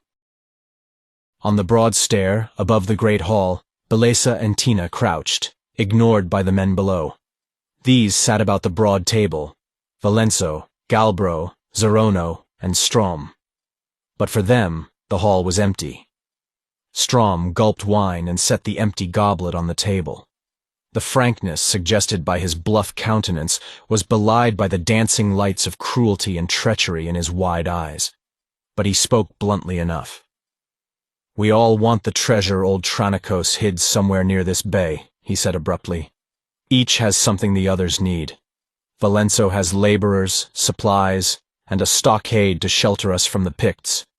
You, Zorono, have my map. I have a ship. What I'd like to know," remarked Zorono, "is this. If you've had that map all these years, why haven't you come after the loot sooner?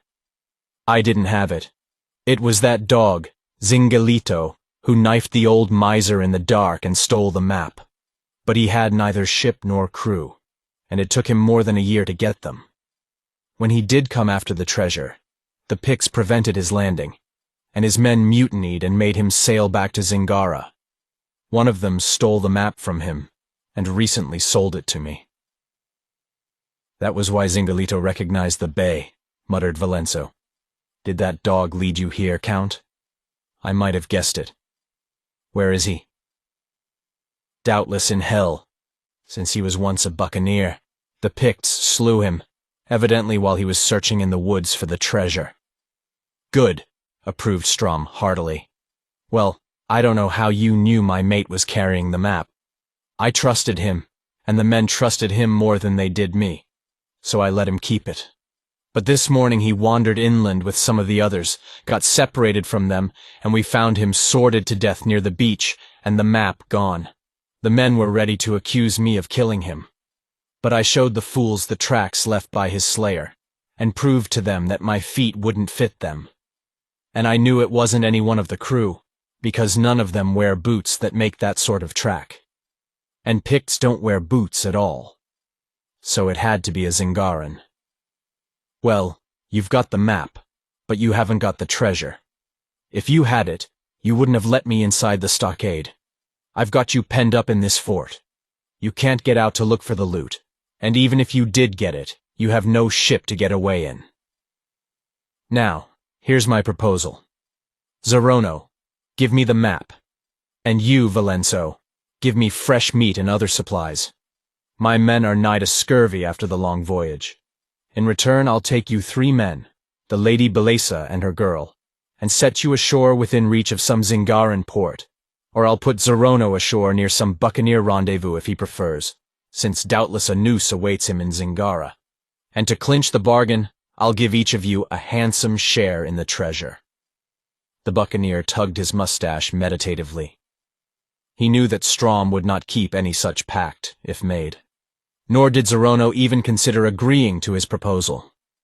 But to refuse bluntly would be to force the issue into a clash of arms. He sought his agile brain for a plan to outwit the pirate. He wanted Strom's ship as avidly as he desired the lost treasure.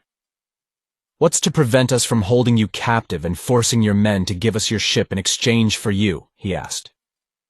Strom laughed at him. "Do you think I'm a fool? My men have orders to heave up the anchors and sail hence if I don't reappear within the hour, or if they suspect treachery. They wouldn't give you the ship if you skinned me alive on the beach. Besides, I have the Count's word." "My pledge is not straw," said Valenso somberly. "Have done with threats, Zorono."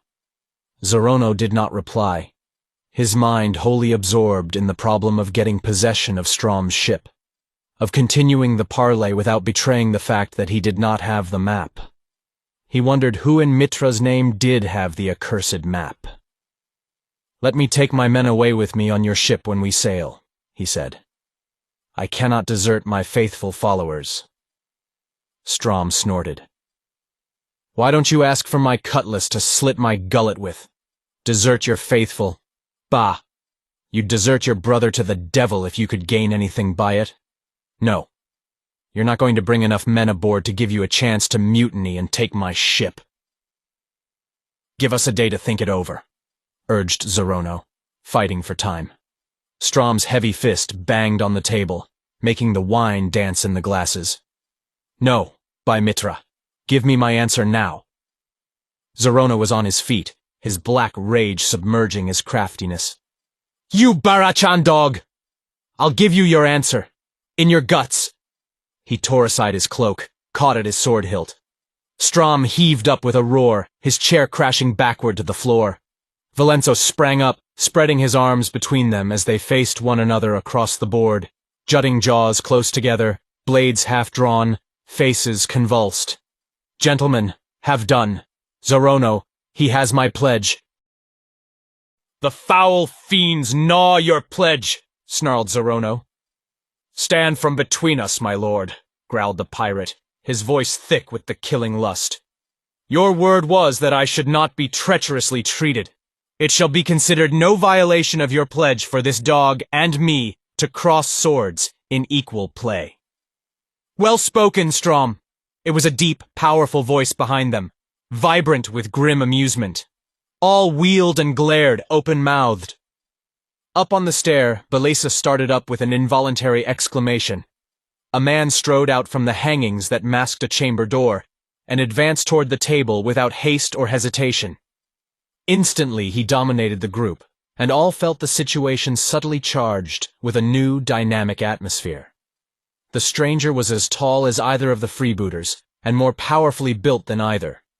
Yet for all his size he moved with pantherish suppleness in his high, flaring-topped boots. His thighs were cased in close-fitting breeches of white silk. His wide-skirted sky-blue coat opened to reveal an open-necked white silken shirt beneath, and the scarlet sash that girdled his waist. There were silver acorn-shaped buttons on the coat, and it was adorned with gilt-worked cuffs and pocket flaps, and a satin collar. A lacquered hat completed a costume obsolete by nearly 100 years. A heavy cutlass hung at the wearer's hip. "Conan!" ejaculated both freebooters together, and Valenzo and Galbro caught their breath at that name. "Who else?" The giant strode up to the table, laughing sardonically at their amazement. What do you hear?" stuttered the seneschal. "How come you here, uninvited and unannounced?" "I climbed the palisade on the east side while you fools were arguing at the gate," Conan answered. "Every man in the fort was craning his neck westward. I entered the manor while Strom was being led in at the gate. I've been in that chamber there ever since, eavesdropping." "I thought you were dead," said Zorono slowly. 3 years ago, the shattered hull of your ship was sighted off a reefy coast, and you were heard of on the main no more." "I didn't drown with my crew," answered Conan. "It'll take a bigger ocean than that one to drown me." Up on the stair, Tina was clutching Belisa in her excitement and staring through the balustrades with all her eyes. "Conan! My lady, it is Conan! Look! Oh, look!" Belisa was looking. It was like encountering a legendary character in the flesh. Who of all the sea folk had not heard the wild, bloody tales told of Conan, the wild rover who had once been a captain of the Barachan pirates and one of the greatest scourges of the sea? A score of ballads celebrated his ferocious and audacious exploits. The man could not be ignored. Irresistibly he had stalked into the scene, to form another, dominant element in the tangled plot. And in the midst of her frightened fascination, Belisa's feminine instinct prompted the speculation as to Conan's attitude toward her. Would it be like Strom's brutal indifference, or Zorono's violent desire? Valenzo was recovering from the shock of finding a stranger within his very hall. He knew Conan was a Cimmerian, born and bred in the wastes of the far north, and therefore not amenable to the physical limitations which controlled civilized men. It was not so strange that he had been able to enter the fort undetected, but Valenzo flinched at the reflection that other barbarians might duplicate that feat. The dark, silent Picts, for instance. "What do you want here?" he demanded. "Did you come from the sea?" "I came from the woods." The Cimmerian jerked his head toward the east. "You have been living with the Picts?" Valenzo asked coldly. A momentary anger flickered bluely in the giant's eyes. "Even a Zingaran ought to know there's never been peace between Picts and Cimmerians. And never will be, he retorted with an oath. Our feud with them is older than the world. If you'd said that to one of my wilder brothers, you'd have found yourself with a split head. But I've lived among you civilized men long enough to understand your ignorance and lack of common courtesy, the churlishness that demands his business of a man who appears at your door out of a 1,000-mile wilderness. Never mind that. He turned to the two freebooters who stood staring glumly at him. From what I overheard, quoth he, I gather there is some dissension over a map. That is none of your affair, growled Strom. Is this it? Conan grinned wickedly and drew from his pocket a crumpled object, a square of parchment, marked with crimson lines. Strom stared violently, paling. My map, he ejaculated. Where did you get it? From your mate, Gallicus, when I killed him, answered Conan with grim enjoyment. You dog, raved Strom, turning on Zerono. You never had the map. You lied. I didn't say I had it, snarled Zerono. You deceived yourself. Don't be a fool. Conan is alone. If he had a crew, he'd have already cut our throats. We'll take the map from him. You'll never touch it! Conan laughed fiercely. Both men sprang at him, cursing. Stepping back, he crumpled the parchment and cast it into the glowing coals of the fireplace. With an incoherent bellow, Strom lunged past him, to be met with a buffet under the ear that stretched him half senseless on the floor. Zerono whipped out his sword, but before he could thrust, Conan's cutlass beat it out of his hand. Zerono staggered against the table, with all hell in his eyes.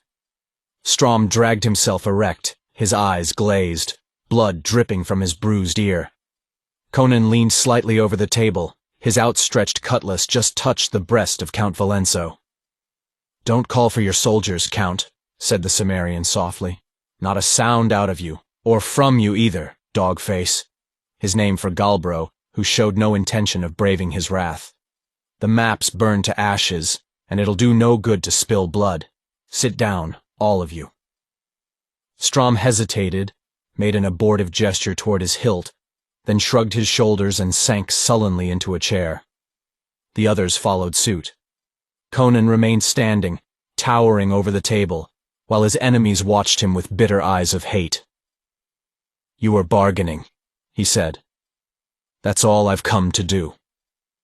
And what have you to trade? Sneered Zerono. The treasure of Tranicos. What?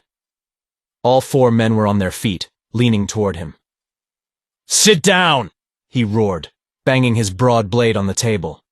They sank back, tense and white with excitement. He grinned in huge enjoyment of the sensation his words had caused. Yes! I found it before I got the map. That's why I burned the map. I don't need it. And now nobody will ever find it, unless I show him where it is. They stared at him with murder in their eyes. You're lying, said Zerono without conviction. You've told us one lie already. You said you came from the woods, yet you say you haven't been living with the Picts. All men know this country is a wilderness, inhabited only by savages. The nearest outposts of civilization are the Aquilonian settlements on Thunder River, hundreds of miles to eastward. That's where I came from, replied Conan imperturbably. I believe I'm the first white man to cross the Pictish wilderness. I crossed Thunder River to follow a raiding party that had been harrying the frontier. I followed them deep into the wilderness and killed their chief, but was knocked senseless by a stone from a sling during the melee, and the dogs captured me alive. They were wolfmen, but they traded me to the Eagle clan in return for a chief of theirs the Eagles had captured. The Eagles carried me nearly 100 miles westward to burn me in their chief village, but I killed their war chief and 3 or 4 others one night and broke away. I couldn't turn back. They were behind me and kept herding me westward. A few days ago, I shook them off, and by Crom, the place where I took refuge, turned out to be the treasure trove of old Tranicos. I found it all. Chests of garments and weapons. That's where I got these clothes and this blade. Heaps of coins and gems and gold ornaments. And in the midst of all, the jewels of Tothmekri, gleaming like frozen starlight. And old Tranicos and his 11 captains sitting about an ebon table and staring at the board, as they've stared for 100 years. What? Aye, he laughed. Tranicos died in the midst of his treasure, and all with him. Their bodies have not rotted nor shriveled. They sit there in their high boots and skirted coats and lacquered hats, with their wine glasses in their stiff hands, just as they have sat for a century. That's an unchancy thing, muttered Strom uneasily, but Zorono snarled, What boots it? It's the treasure we want. Go on, Conan. Conan seated himself at the board, filled a goblet and quaffed it before he answered. The first wine I've drunk since I left Caughnawaga, by Crom. Those cursed eagles hunted me so closely through the forest, I had hardly time to munch the nuts and roots I found. Sometimes I caught frogs and ate them raw because I dared not light a fire. His impatient hearers informed him profanely that they were not interested in his adventures prior to finding the treasure. He grinned hardly and resumed, Well, after I stumbled onto the trove, I lay up and rested a few days, and made snares to catch rabbits, and let my wounds heal. I saw smoke against the western sky, but thought it some Pictish village on the beach. I lay close, but as it happens, the loot's hidden in a place the Picts shun. If any spied on me, they didn't show themselves. Last night I started westward, intending to strike the beach some miles north of the spot where I'd seen the smoke. I wasn't far from the shore when that storm hit. I took shelter under the lee of a rock and waited until it had blown itself out. Then I climbed a tree to look for Picts. And from it, I saw your carrack at anchor, Strom, and your men coming into shore. I was making my way toward your camp on the beach when I met Gallicus. I shoved a sword through him because there was an old feud between us. I wouldn't have known he had a map if he hadn't tried to eat it before he died. I recognized it for what it was, of course, and was considering what use I could make of it when the rest of you dogs came up and found the body. I was lying in a thicket not a dozen yards from you while you were arguing with your men over the matter. I judged the time wasn't ripe for me to show myself then. He laughed at the rage and chagrin displayed in Strom's face. Well, while I lay there listening to your talk, I got a drift of the situation and learned from the things you let fall that Zorono and Valenzo were a few miles south of the beach. So when I heard you say that Zorono must have done the killing and taken the map, and that you meant to go and parley with him, seeking an opportunity to murder him and get it back. Dog, snarled Zorono. Strom was livid, but he laughed mirthlessly. Do you think I'd play fairly with a treacherous dog like you? Go on, Conan. The Cimmerian grinned. It was evident that he was deliberately fanning the fires of hate between the two men. Nothing much, then. I came straight through the woods while you tacked along the coast and raised the fort before you did. Your guess that the storm had destroyed Zorono's ship was a good one. But then, you knew the configuration of this bay. Well, there's the story. I have the treasure. Strom has a ship. Valenzo has supplies.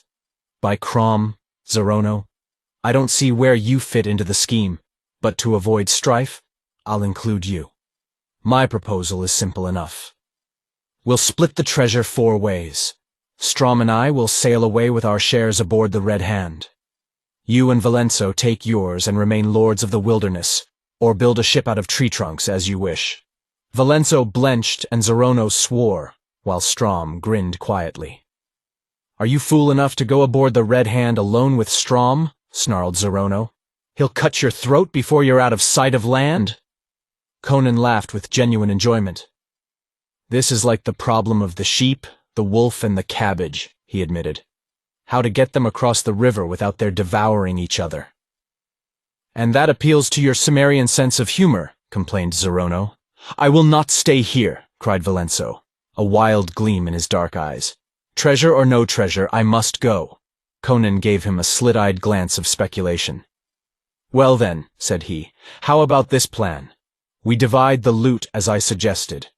Then Strom sails away with Zorono, Valenzo, and such members of the Count's household as he may select, leaving me in command of the fort and the rest of Valenzo's men, and all of Zerono's. I'll build my own ship." Zerono looked slightly sick.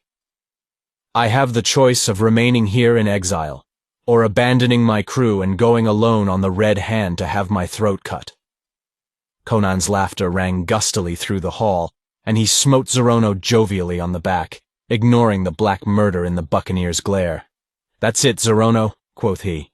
"Stay here while Strom and I sail away, or sail away with Strom, leaving your men with me." "I'd rather have Zerono," said Strom frankly. "You'd turn my own men against me, Conan, and cut my throat before I raised the barricans." Sweat dripped from Zerono's livid face.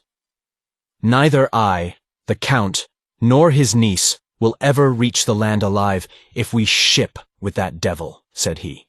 "You are both in my power in this hall. My men surround it. What's to prevent me cutting you both down?" "Not a thing," Conan admitted cheerfully, "except the fact that if you do, Strom's men will sail away and leave you stranded on this coast where the Picts will presently cut all your throats. And the fact that with me dead, you'll never find the treasure. And the fact that I'll split your skull down to your chin if you try to summon your men." Conan laughed as he spoke, as if at some whimsical situation, but even Belisa sensed that he meant what he said. His naked cutlass lay across his knees, and Zerono's sword was under the table, out of the buccaneer's reach. Galbro was not a fighting man, and Valenzo seemed incapable of decision or action. "Aye," said Strom with an oath, "you'd find the two of us no easy prey. I'm agreeable to Conan's proposal. What do you say?" "I must leave this coast," whispered Valenzo, staring blankly. "I must hasten, I must go. Go far, quickly." Strom frowned, puzzled at the Count's strange manner, and turned to Zerono, grinning wickedly. "And you, Zerono?" "What can I say?" snarled Zerono. "Let me take my 3 officers and 40 men aboard the Red Hand, and the bargain's made. The officers and 30 men." There was no shaking of hands, or ceremonial drinking of wine to seal the pact. The 2 captains glared at each other like hungry wolves. The Count plucked his mustache with a trembling hand, wrapped in his own somber thoughts. Conan stretched like a great cat, drank wine, and grinned on the assemblage, but it was the sinister grin of a stalking tiger. Belisa sensed the murderous purposes that reigned there, the treacherous intent that dominated each man's mind. Not one had any intention of keeping his part of the pact, Valenzo possibly excluded. Each of the freebooters intended to possess both the ship and the entire treasure. Neither would be satisfied with less. But how? What was going on in each crafty mind? Belisa felt oppressed and stifled by the atmosphere of hatred and treachery. The Cimmerian, for all his ferocious frankness, was no less subtle than the others, and even fiercer. His domination of the situation was not physical alone, though his gigantic shoulders and massive limbs seemed too big even for the great hall. There was an iron vitality about the man that overshadowed even the hard vigor of the other freebooters. "Lead us to the treasure," Zerono demanded. "Wait a bit," answered Conan. "We must keep our power evenly balanced, so one can't take advantage of the others. We'll work it this way. Strom's men will come ashore, all but half a dozen or so, and camp on the beach. Zerono's men will come out of the fort, and likewise camp on the strand, within easy sight of them. Then each crew can keep a check on the other, to see that nobody slips after us who go after the treasure, to ambush any of us. Those left aboard the Red Hand will take her out into the bay, out of reach of either party. Valenzo's men will stay in the fort, but will leave the gate open. Will you come with us, Count?" "Go into that forest?" Valenzo shuddered, and drew his cloak about his shoulders. "Not for all the gold of Tranicos." "All right. It'll take about 30 men to carry the loot. We'll take 15 from each crew and start as soon as possible." Belisa, keenly alert to every angle of the drama being played out beneath her, saw Zerono and Strom shoot furtive glances at one another, then lower their gaze quickly as they lifted their glasses to hide the murky intent in their eyes. Belisa saw the fatal weakness in Conan's plan, and wondered how he could have overlooked it. Perhaps he was too arrogantly confident in his personal prowess. But she knew that he would never come out of that forest alive. Once the treasure was in their grasp, the others would form a rogues' alliance long enough to rid themselves of the man both hated. She shuddered, staring morbidly at the man she knew was doomed. Strange to see that powerful fighting man sitting there, laughing and swilling wine in full prime and power, and to know that he was already doomed to a bloody death. The whole situation was pregnant with dark and bloody portents. Zorono would trick and kill Strom if he could, and she knew that Strom had already marked Zorono for death, and doubtless, also, her uncle and herself. If Zorono won the final battle of cruel wits, their lives were safe. But looking at the buccaneer as he sat there chewing his mustache, with all the stark evil of his nature showing naked in his dark face, she could not decide which was more abhorrent, death or Zorono. "How far is it?" demanded Strom. "If we start within the hour, we can be back before midnight," answered Conan. He emptied his glass, rose, adjusted his girdle, and glanced at the Count. "Valenso," he said, "are you mad? To kill a Pict in his hunting paint?" Valenso started. "What do you mean? Do you mean to say you don't know that your men killed a Pict hunter in the woods last night?" The Count shook his head. "None of my men was in the woods last night." "Well, somebody was," grunted the Cimmerian, fumbling in a pocket. "I saw his head nailed to a tree near the edge of the forest. He wasn't painted for war. I didn't find any boot tracks, from which I judged that it had been nailed up there before the storm. But there were plenty of other signs, moccasin tracks on the wet ground. Picts have been there and seen that head. They were men of some other clan, or they'd have taken it down. If they happen to be at peace with the clan the dead man belonged to, they'll make tracks to his village to tell his tribe." "Perhaps they killed him," suggested Valenso. "No, they didn't. But they know who did, for the same reason that I know. This chain was knotted about the stump of the severed neck. You must have been utterly mad to identify your handiwork like that." He drew forth something and tossed it on the table before the Count, who lurched up, choking, as his hand flew to his throat. It was the gold seal chain he habitually wore about his neck. "I recognize the Corzetta seal," said Conan. "The presence of that chain would tell any Pict it was the work of a foreigner." Valenso did not reply. He sat staring at the chain as if at a venomous serpent. Conan scowled at him and glanced questioningly at the others. Zorono made a quick gesture to indicate the Count was not quite right in the head. Conan sheathed his cutlass and donned his lacquered hat. "All right, let's go." The captains gulped down their wine and rose, hitching at their sword hilts. Zorono laid a hand on Valenso's arm and shook him slightly. The Count started and stared about him, then followed the others out like a man in a daze, the chain dangling from his fingers. But not all left the hall. Belisa and Tina, forgotten on the stair, peeping between the balusters, saw Galbro fall behind the others, loitering until the heavy door closed after them.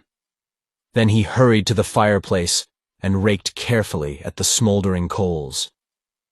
He sank to his knees and peered closely at something for a long space. Then he straightened, and with a furtive air stole out of the hall by another door. "What did Galbro find in the fire?"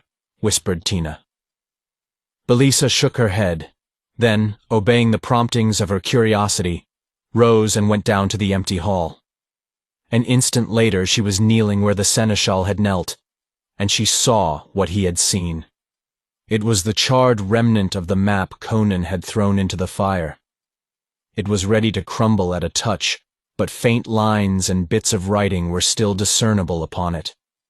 She could not read the writing, but she could trace the outlines of what seemed to be the picture of a hill or crag, surrounded by marks evidently representing dense trees. She could make nothing of it, but from Galbro's actions, she believed he recognized it as portraying some scene or topographical feature familiar to him. She knew the seneschal had penetrated inland further than any other man of the settlement. Chapter 6. The Plunder of the Dead. Belesa came down the stair and paused at the sight of Count Valenzo seated at the table, turning the broken chain about in his hands. She looked at him without love, and with more than a little fear. The change that had come over him was appalling. He seemed to be locked up in a grim world all of his own, with a fear that flogged all human characteristics out of him. The fortress stood strangely quiet in the noonday heat that had followed the storm of the dawn. Voices of people within the stockade sounded subdued, muffled. The same drowsy stillness reigned on the beach outside where the rival crews lay in armed suspicion, separated by a few hundred yards of bare sand. Far out in the bay, the Red Hand lay at anchor with a handful of men aboard her, ready to snatch her out of reach at the slightest indication of treachery. The Karak was Strom's trump card, his best guarantee against the trickery of his associates. Conan had plotted shrewdly to eliminate the chances of an ambush in the forest by either party. But as far as Belesa could see, he had failed utterly to safeguard himself against the treachery of his companions. He had disappeared into the woods, leading the two captains and their 30 men, and the Zingaran girl was positive that she would never see him alive again. Presently she spoke, and her voice was strained and harsh to her own ear. The barbarian has led the captains into the forest. When they have the gold in their hands, they'll kill him. But when they return with the treasure, what then? Are we to go aboard the ship? Can we trust Strom? Valenzo shook his head absently. Strom would murder us all for our shares of the loot. But Zorono whispered his intentions to me secretly. We will not go aboard the Red Hand save as her masters. Zorono will see that night overtakes the treasure party, so they are forced to camp in the forest. He will find a way to kill Strom and his men in their sleep. Then the buccaneers will come on stealthily to the beach. Just before dawn, I will send some of my fishermen secretly from the fort to swim out to the ship and seize her. Strom never thought of that. Neither did Conan. Zorono and his men will come out of the forest, and with the buccaneers encamped on the beach, fall upon the pirates in the dark, while I lead my men-at-arms from the fort to complete the rout. Without their captain, they will be demoralized and outnumbered, fall easy prey to Zorono and me. Then we will sail in Strom's ship with all the treasure. And what of me? She asked with dry lips. I have promised you to Zorono, he answered harshly. But for my promise, he would not take us off. I will never marry him, she said helplessly. You will, he responded gloomily, and without the slightest touch of sympathy. He lifted the chain so it caught the gleam of the sun, slanting through a window. I must have dropped it on the sand, he muttered. He has been that near, on the beach. You did not drop it on the strand, said Belesa, in a voice as devoid of mercy as his own. Her soul seemed turned to stone. You tore it from your throat, by accident, last night in this hall, when you flogged Tina. I saw it gleaming on the floor before I left the hall. He looked up, his face gray with a terrible fear. She laughed bitterly, sensing the mute question in his dilated eyes. Yes! The black man. He was here. In this hall. He must have found the chain on the floor. The guardsman did not see him. But he was at your door last night. I saw him, padding along the upper hallway. For an instant she thought he would drop dead of sheer terror. He sank back in his chair, the chain slipping from his nerveless fingers and clinking on the table. In the manor, he whispered. I thought bolts and bars and armed guards could keep him out, fool that I was. I can no more guard against him than I can escape him. At my door! At my door! The thought overwhelmed him with horror. Why did he not enter? He shrieked, tearing at the lace upon his collar as though it strangled him. Why did he not end it? I have dreamed of waking in my darkened chamber to see him squatting above me and the blue hellfire playing about his horned head. Why? The paroxysm passed, leaving him faint and trembling. I understand, he panted. He is playing with me, as a cat with a mouse. To have slain me last night in my chamber were too easy, too merciful. So he destroyed the ship in which I might have escaped him, and he slew that wretched Pict, and left my chain upon him, so that the savages might believe I had slain him.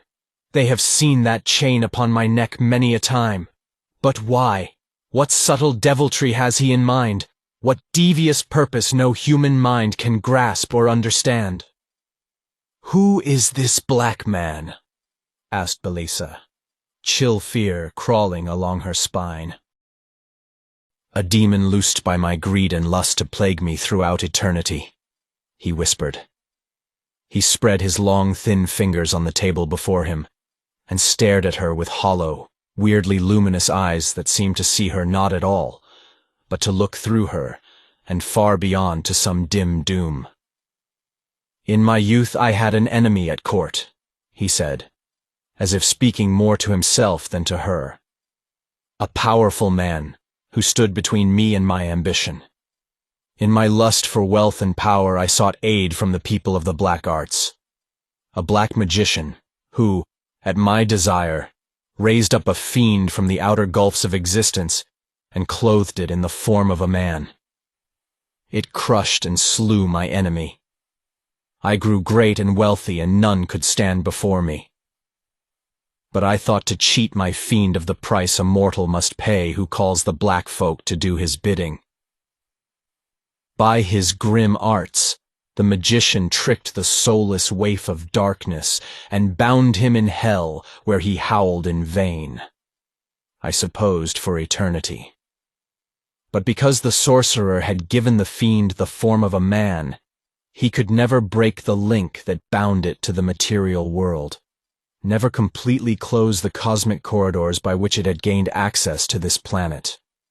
A year ago in Cordava, word came to me that the magician, now an ancient man, had been slain in his castle, with marks of demon fingers on his throat. Then I knew that the Black One had escaped from the hell where the magician had bound him, and that he would seek vengeance upon me. One night I saw his demon face leering at me from the shadows in my castle hall. It was not his material body, but his spirit sent to plague me, his spirit which could not follow me over the windy waters.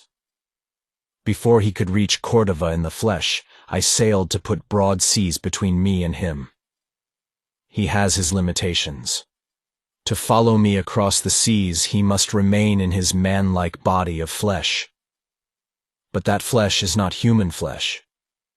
He can be slain, I think, by fire, though the magician, having raised him up, was powerless to slay him. Such are the limits set upon the powers of sorcerers. But the Black One is too crafty to be trapped or slain. When he hides himself, no man can find him. He steals like a shadow through the night, making naught of bolts and bars. He blinds the eyes of guardsmen with sleep. He can raise storms and command the serpents of the deep and the fiends of the night. I hoped to drown my trail in the blue rolling wastes, but he has tracked me down to claim his grim forfeit. The weird eyes lit palely as he gazed beyond the tapestried walls to far, invisible horizons. "I'll trick him yet," he whispered. "Let him delay to strike this night. Dawn will find me with a ship under my heels, and again I will cast an ocean between me and his vengeance." Hell's fire! Conan stopped short, glaring upward. Behind him the seamen halted. 2 compact clumps of them, bows in their hands, and suspicion in their attitude. They were following an old path made by Pictish hunters which led due east, and though they had progressed only some 30 yards, the beach was no longer visible. "What is it?" demanded Strom suspiciously. What are you stopping for? Are you blind? Look there! From the thick limb of a tree that overhung the trail, a head grinned down at them. A dark, painted face, framed in thick black hair, in which a toucan feather drooped over the left ear. I took that head down and hid it in the bushes, growled Conan, scanning the woods about them narrowly. What fool could have stuck it back up there? It looks as if somebody was trying his damnedest to bring the Picts down on the settlement. Men glanced at each other darkly, a new element of suspicion added to the already seething cauldron. Conan climbed the tree, secured the head, and carried it into the bushes, where he tossed it into a stream and saw it sink. The Picts whose tracks are about this tree weren't toucans, he growled, returning through the thicket. I've sailed these coasts enough to know something about the Sealand tribes. If I read the prints of their moccasins right, they were cormorants. I hope they're having a war with the toucans. If they're at peace, they'll head straight for the toucan village, and there'll be hell to pay. I don't know how far away that village is, but as soon as they learn of this murder, they'll come through the forest like starving wolves. That's the worst insult possible to a Pict. Kill a man not in war paint, and stick his head up in a tree for the vultures to eat. Damn peculiar things going on along this coast. But that's always the way when civilized men come into the wilderness. They're all crazy as hell. Come on. Men loosened blades in their scabbards and shafts in their quivers as they strode deeper into the forest. Men of the sea, accustomed to the rolling expanses of gray water, they were ill at ease with the green, mysterious walls of trees and vines hemming them in. The path wound and twisted until most of them quickly lost their sense of direction, and did not even know in which direction the beach lay. Conan was uneasy for another reason. He kept scanning the trail, and finally grunted. Somebody's passed along here recently, not more than an hour ahead of us. Somebody in boots, with no woodscraft. Was he the fool who found that Pict's head and stuck it back up in that tree? No, it couldn't have been him. I didn't find his tracks under the tree. But who was it? I didn't find any tracks there except those of the Picts I'd seen already. And who's this fellow hurrying ahead of us? Did either of you bastards send a man ahead of us for any reason? Both Strom and Zorono loudly disclaimed any such act, glaring at each other with mutual disbelief. Neither man could see the signs Conan pointed out. The faint prints which he saw on the grassless, hard-beaten trail were invisible to their untrained eyes. Conan quickened his pace and they hurried after him, fresh coals of suspicion added to the smoldering fire of distrust. Presently the path veered northward, and Conan left it, and began threading his way through the dense trees in a southeasterly direction. Strom stole an uneasy glance at Zorono. This might force a change in their plans. Within a few hundred feet from the trail, both were hopelessly lost, and convinced of their inability to find their way back to the path. They were shaken by the fear that, after all, the Cimmerian had a force at his command, and was leading them into an ambush. This suspicion grew as they advanced, and had almost reached panic proportions when they emerged from the thick woods, and saw just ahead of them a gaunt crag that jutted up from the forest floor. A dim path leading out of the woods from the east ran among a cluster of boulders and wound up the crag on a ladder of stony shelves to a flat ledge near the summit. Conan halted, a bizarre figure in his piratical finery. That trail is the one I followed, running from the Eagle Picts, he said. It leads up to a cave behind that ledge. In that cave are the bodies of Tranicos and his captains, and the treasure he plundered from Toth-Mekri. But a word before we go up after it. If you kill me here, you'll never find your way back to the trail we followed from the beach. I know you seafaring men. You're helpless in the deep woods. Of course the beach lies due west, but if you have to make your way through the tangled woods, burdened with the plunder, it'll take you not hours, but days. And I don't think these woods will be very safe for white men when the toucans learn about their hunter. He laughed at the ghastly, mirthless smiles with which they greeted his recognition of their intentions regarding him. And he also comprehended the thought that sprang in the mind of each. Let the barbarians secure the loot for them, and lead them back to the beach trail before they killed him. All of you stay here except Strom and Zorono, said Conan. We three are enough to pack the treasure down from the cave. Strom grinned mirthlessly. Go up there alone with you and Zorono? Do you take me for a fool? One man at least comes with me. And he designated his bosun, a brawny, hard-faced giant, naked to his broad leather belt, with gold hoops in his ears and a crimson scarf knotted about his head. And my executioner comes with me, growled Zorono. He beckoned to a lean sea thief with a face like a parchment-covered skull, who carried a two-handed scimitar naked over his bony shoulder. Conan shrugged his shoulders. Very well. Follow me. They were close on his heels as he strode up the winding path and mounted the ledge. They crowded him close as he passed through the cleft in the wall behind it, and their breath sucked greedily between their teeth as he called their attention to the iron-bound chests on either side of the short, tunnel-like cavern. A rich cargo there, he said carelessly. Silks, laces, garments, ornaments, weapons. The loot of the southern seas. But the real treasure lies beyond that door. The massive door stood partly open. Conan frowned. He remembered closing that door before he left the cavern.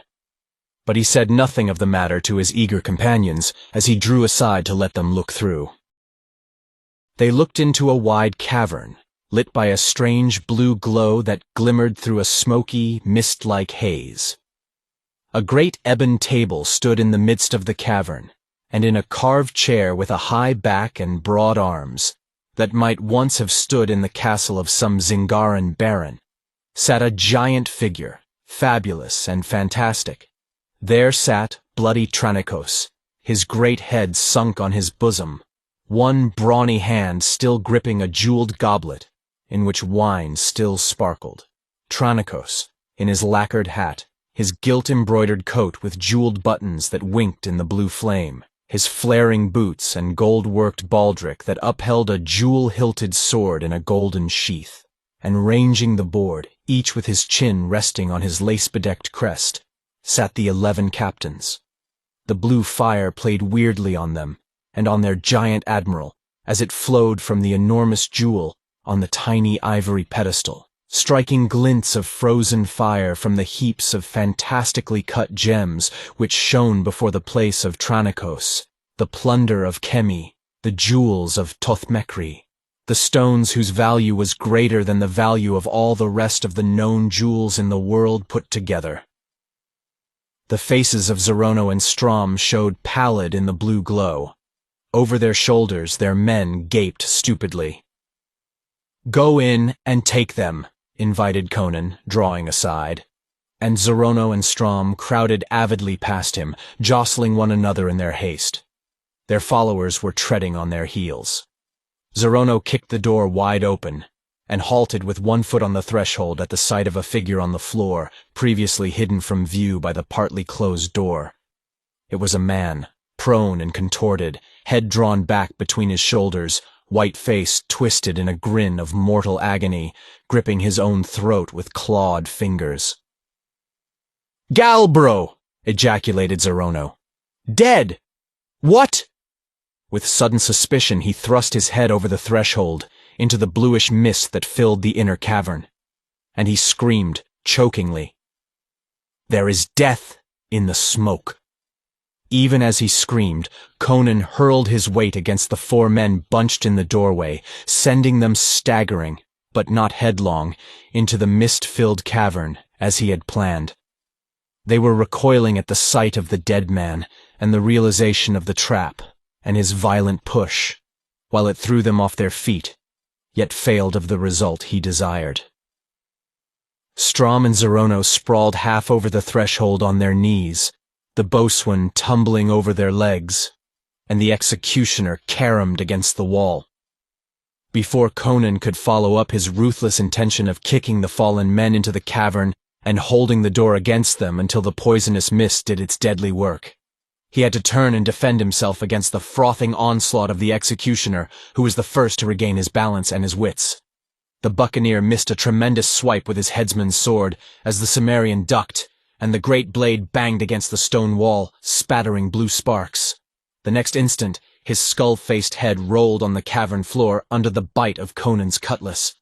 In the split seconds this swift action consumed, the boatswain regained his feet and fell on the Cimmerian, raining blows with a cutlass that would have overwhelmed a lesser man.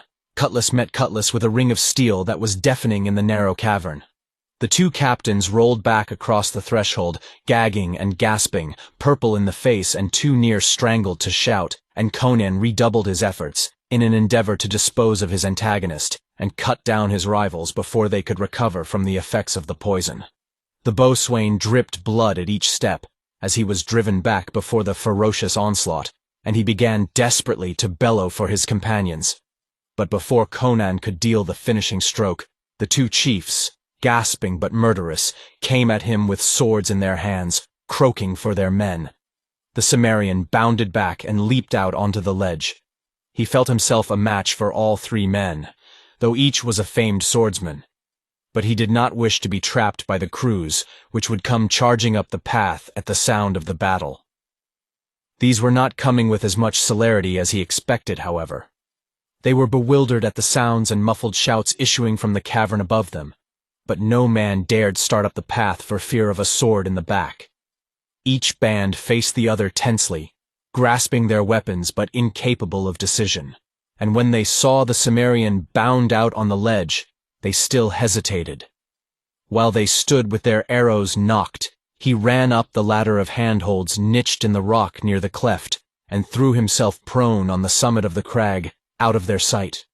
The captains stormed out on the ledge, raving and brandishing their swords, and their men, seeing their leaders were not at sword strokes, ceased menacing each other and gaped bewilderedly. "Dog!" screamed Zerono. "You planned to poison us, traitor!" Conan mocked them from above. "Well, what did you expect? You two were planning to cut my throat as soon as I got the plunder for you. If it hadn't been for that fool Galbro, I'd have trapped the four of you and explained to your men how you rushed in heedless to your doom. And with us both dead, you'd have taken my ship and all the loot too," frothed Strom. "Aye, and the pick of each crew. I've been wanting to get back on the main for months, and this was a good opportunity. It was Galbro's footprints I saw on the trail. I wonder how the fool learned of this cave, or how he expected to lug away the loot by himself. But for the sight of his body, we'd have walked into that death trap," muttered Zerono, his swarthy face still ashy. "That blue smoke was like unseen fingers crushing my throat." "Well, what are you going to do?" their tormentor yelled sardonically. "What are we to do?" Zerono asked Strom. "The treasure cavern is filled with that poisonous mist, though for some reason it does not flow across the threshold." "You can't get the treasure," Conan assured them with satisfaction from his eyrie. "That smoke will strangle you. It nearly got me when I stepped in there. Listen, and I'll tell you a tale the Picts tell in their huts when the fires burn low. Once, long ago, 12 strange men came out of the sea, and found a cave, and heaped it with gold and jewels. But a Pictish shaman made magic, and the earth shook, and smoke came out of the earth and strangled them where they sat at wine. The smoke, which was the smoke of hell's fire, was confined within the cavern by the magic of the wizard. The tale was told from tribe to tribe, and all the clans shunned the accursed spot. When I crawled in there to escape the eagle picks, I realized that the old legend was true, and referred to old Tranicos and his men. An earthquake cracked the rock floor of the cavern, while he and his captain sat at wine, and let the mist out of the depths of the earth, doubtless out of hell, as the Picts say. Death guards old Tranicos' treasure. "Bring up the men," frothed Strom. "We'll climb up and hew him down." "Don't be a fool," snarled Zerono. "Do you think any man on earth could climb those handholds in the teeth of his sword? We'll have the men up here right enough to feather him with shafts if he dares show himself. But we'll get those gems yet. He had some plan of obtaining the loot, or he wouldn't have brought 30 men to bear it back. If he could get it, so can we. We'll bend a cutlass blade to make a hook, tie it to a rope, and cast it about the leg of that table, then drag it to the door. Well thought, Zorono, came down Conan's mocking voice. Exactly what I had in mind. But how will you find your way back to the beach path? It'll be dark long before you reach the beach, if you have to feel your way through the woods, and I'll follow you and kill you one by one in the dark. It's no empty boast, muttered Strom. He can move and strike in the dark as subtly and silently as a ghost. If he hunts us back through the forest, few of us will live to see the beach. Then we'll kill him here, gritted Zorono. Some of us will shoot at him, while the rest climb the crag. If he is not struck by arrows, some of us will reach him with our swords. Listen, why does he laugh? To hear dead men making plots, came Conan's grimly amused voice. Heed him not, scowled Zorono, and lifting his voice, shouted for the men below to join him and Strom on the ledge. The sailors started up the slanting trail, and one started to shout a question. Simultaneously there sounded a hum like that of an angry bee, ending in a sharp thud. The buccaneer gasped, and blood gushed from his open mouth. He sank to his knees, clutching the black shaft that quivered in his breast. A yell of alarm went up from his companions. "What's the matter?" shouted Strom. "Picts!" bawled a pirate, lifting his bow and loosing blindly. At his side a man moaned and went down with an arrow through his throat. "Take cover, you fools!" shrieked Zorono. From his vantage point he glimpsed painted figures moving in the bushes. One of the men on the winding path fell back dying. The rest scrambled hastily down among the rocks about the foot of the crag. They took cover clumsily, not used to this kind of fighting.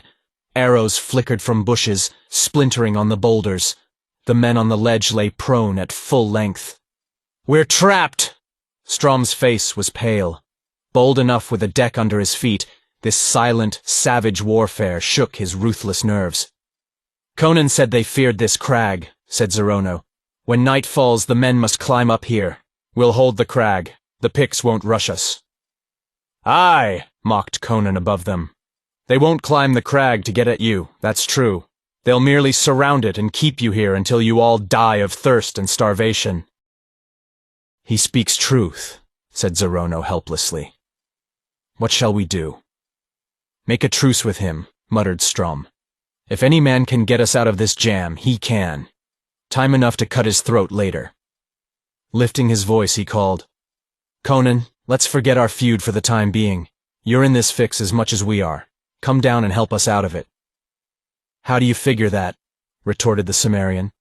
"I have but to wait until dark, climb down the other side of this crag and melt into the forest. I can crawl through the line the Picts have thrown around this hill and return to the fort to report you all slain by the savages, which will shortly be truth." Zorono and Strom stared at each other in pallid silence. "But I'm not going to do that," Conan roared. "Not because I have any love for you dogs, but because a white man doesn't leave white men, even his enemies, to be butchered by Picts." The Cimmerian's tousled black head appeared over the crest of the crag.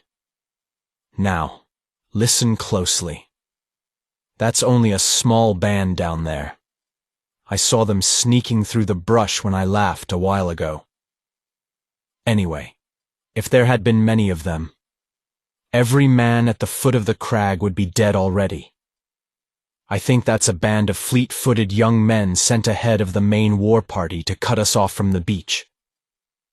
I'm certain a big war band is heading in our direction from somewhere. They've thrown a cordon around the west side of the crag, but I don't think there are any on the east side. I'm going down on that side and get in the forest and work around behind them. Meanwhile, you crawl down the path and join your men among the rocks. Tell them to sling their bows and draw their swords. When you hear me yell, rush the trees on the west side of the clearing. What of the treasure? To hell with the treasure. We'll be lucky if we get out of here with our heads on our shoulders." The black-maned head vanished. They listened for sounds to indicate that Conan had crawled to the almost sheer eastern wall and was working his way down, but they heard nothing. Nor was there any sound in the forest. No more arrows broke against the rocks where the sailors were hidden, but all knew that fierce black eyes were watching with murderous patience. Gingerly, Strom, Zorono, and the boatswain started down the winding path. They were halfway down when the black shafts began to whisper around them. The boatswain groaned and toppled limply down the slope, shot through the heart. Arrows shivered on the helmets and breastplates of the chiefs as they tumbled in frantic haste down the steep trail. They reached the foot in a scrambling rush and lay panting among the boulders, swearing breathlessly. "Is this more of Conan's trickery?" wondered Zorono profanely. "We can trust him in this matter," asserted Strom. "These barbarians live by their own particular code of honor, and Conan would never desert men of his own complexion to be slaughtered by people of another race. He'll help us against the Picts, even though he plans to murder us himself. Hark!" A blood-freezing yell knifed the silence. It came from the woods to the west, and simultaneously an object arched out of the trees, struck the ground, and rolled bouncingly toward the rocks, a severed human head, the hideously painted face frozen in a snarl of death. "Conan's signal!" roared Strom, and the desperate freebooters rose like a wave from the rocks and rushed headlong toward the woods. Arrows whirred out of the bushes, but their flight was hurried and erratic. Only 3 men fell. Then the wild men of the sea plunged through the fringe of foliage and fell on the naked, painted figures that rose out of the gloom before them. There was a murderous instant of panting, ferocious effort, hand to hand, cutlasses beating down war axes, booted feet trampling naked bodies, and then bare feet were rattling through the bushes in headlong flight as the survivors of that brief carnage quit the fray, leaving 7 still, painted figures stretched on the blood-stained leaves that littered the earth. Further back in the thickets sounded a thrashing and heaving, and then it ceased, and Conan strode into view, his lacquered hat gone, his coat torn, his cutlass dripping in his hand. "What now?" panted Zorono. He knew the charge had succeeded only because Conan's unexpected attack on the rear of the Picts had demoralized the painted men and prevented them from falling back before the rush. But he exploded into curses as Conan passed his cutlass through a buccaneer who writhed on the ground with a shattered hip. "We can't carry him with us," grunted Conan. "It wouldn't be any kindness to leave him to be taken alive by the Picts. Come on." They crowded close at his heels as he trotted through the trees. Alone they would have sweated and blundered among the thickets for hours before they found the beach trail, if they had ever found it. The Cimmerian led them as unerringly as if he had been following a blazed path, and the rovers shouted with hysterical relief as they burst suddenly upon the trail that ran westward. "Fool!" Conan clapped a hand on the shoulder of a pirate who started to break into a run, and hurled him back among his companions. "You'll burst your heart and fall within 1,000 yards. We're miles from the beach. Take an easy gait. We may have to sprint the last mile. Save some of your wind for it. Come on now." He set off down the trail at a steady jog trot. The seamen followed him, suiting their pace to his. The sun was touching the waves of the western ocean. Tina stood at the window from which Belisa had watched the storm. "The setting sun turns the ocean to blood," she said. "The Karak's sail is a white fleck on the crimson waters. The woods are already darkened with clustering shadows." "What of the seamen on the beach?" asked Belisa languidly. She reclined on a couch, her eyes closed, her hands clasped behind her head. "Both camps are preparing their supper," said Tina. "They gather driftwood and build fires. I can hear them shouting to one another. What is that?" The sudden tenseness in the girl's tone brought Belisa upright on the couch. Tina grasped the windowsill, her face white. "Listen, a howling, far off, like many wolves. Wolves? Belisa sprang up, fear clutching her heart. Wolves do not hunt in packs at this time of the year. Oh, look! Shrilled the girl, pointing. Men are running out of the forest! In an instant, Belisa was beside her, staring wide-eyed at the figures, small in the distance, streaming out of the woods. The sailors! She gasped. Empty-handed! I see Zorono, Strom. Where is Conan? Whispered the girl. Belisa shook her head. Listen, oh, listen, whimpered the child, clinging to her. The Picts! All in the fort could hear it now, a vast ululation of mad exultation and bloodlust from the depths of the dark forest. That sound spurred on the panting men reeling toward the palisade. Hasten! Gasped Strom, his face a drawn mask of exhausted effort. They are almost at our heels. My ship! She is too far out for us to reach, panted Zorono. Make for the stockade. See, the men camped on the beach have seen us. He waved his arms in breathless pantomime, but the men on the strand understood, and they recognized the significance of that wild howling, rising to a triumphant crescendo. The sailors abandoned their fires and cooking pots and fled for the stockade gate. They were pouring through it as the fugitives from the forest rounded the south angle and reeled into the gate, a heaving, frantic mob, half dead from exhaustion. The gate was slammed with frenzied haste, and sailors began to climb the firing ledge to join the men-at-arms already there. Belisa confronted Zorono. Where is Conan? The buccaneer jerked a thumb toward the blackening woods. His chest heaved, sweat poured down his face. Their scouts were at our heels before we gained the beach. He paused to slay a few and give us time to get away. He staggered away to take his place on the firing ledge, whither Strom had already mounted. Valenzo stood there, a somber, cloak-wrapped figure, strangely silent and aloof. He was like a man bewitched. Look! Yelped a pirate, above the deafening howling of the yet unseen horde. A man emerged from the forest and raced fleetly across the open belt. Conan, Zorono grinned wolfishly. We're safe in the stockade. We know where the treasure is. No reason why we shouldn't feather him with arrows now. Nay, Strom caught his arm. We'll need his sword! Look! Behind the fleet-footed Cimmerian, a wild horde burst from the forest, howling as they ran. Naked Picts, hundreds and hundreds of them. Their arrows rained about the Cimmerian. A few strides more, and Conan reached the eastern wall of the stockade, bounded high, seized the points of the logs, and heaved himself up and over, his cutlass in his teeth.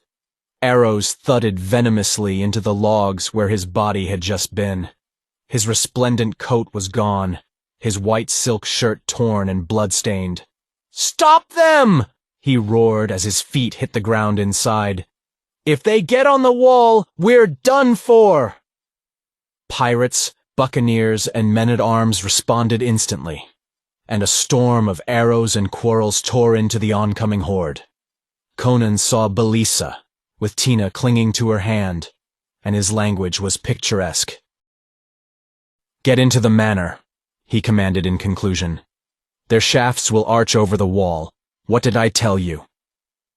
As a black shaft cut into the earth at Belisa's feet, and quivered like a serpent head, Conan caught up a longbow and leaped to the firing ledge. "Some of you fellows prepare torches," he roared, above the rising clamor of the battle. "We can't fight them in the dark." The sun had sunk in a welter of blood. Out in the bay, the men aboard the Karak had cut the anchor chain, and the red hand was rapidly receding on the crimson horizon. Chapter 7. Men of the Woods. Night had fallen, but torches streamed across the strand, casting the mad scene into lurid revealment. Naked men in paint swarmed the beach. Like waves, they came against the palisade, bared teeth and blazing eyes gleaming in the glare of the torches thrust over the wall. Toucan feathers waved in black manes, and the feathers of the cormorant and the sea falcon. A few warriors, the wildest and most barbaric of them all, wore shark's teeth woven in their tangled locks. The sea-land tribes had gathered from up and down the coast in all directions to rid their country of the white-skinned invaders. They surged against the palisade, driving a storm of arrows before them, fighting into the teeth of the shafts and bolts that tore into their masses from the stockade. Sometimes they came so close to the wall they were hewing at the gate with their war axes and thrusting their spears through the loopholes. But each time the tide ebbed back without flowing over the palisade, leaving its drift of dead. At this kind of fighting, the freebooters of the sea were at their stoutest. Their arrows and bolts tore holes in the charging horde.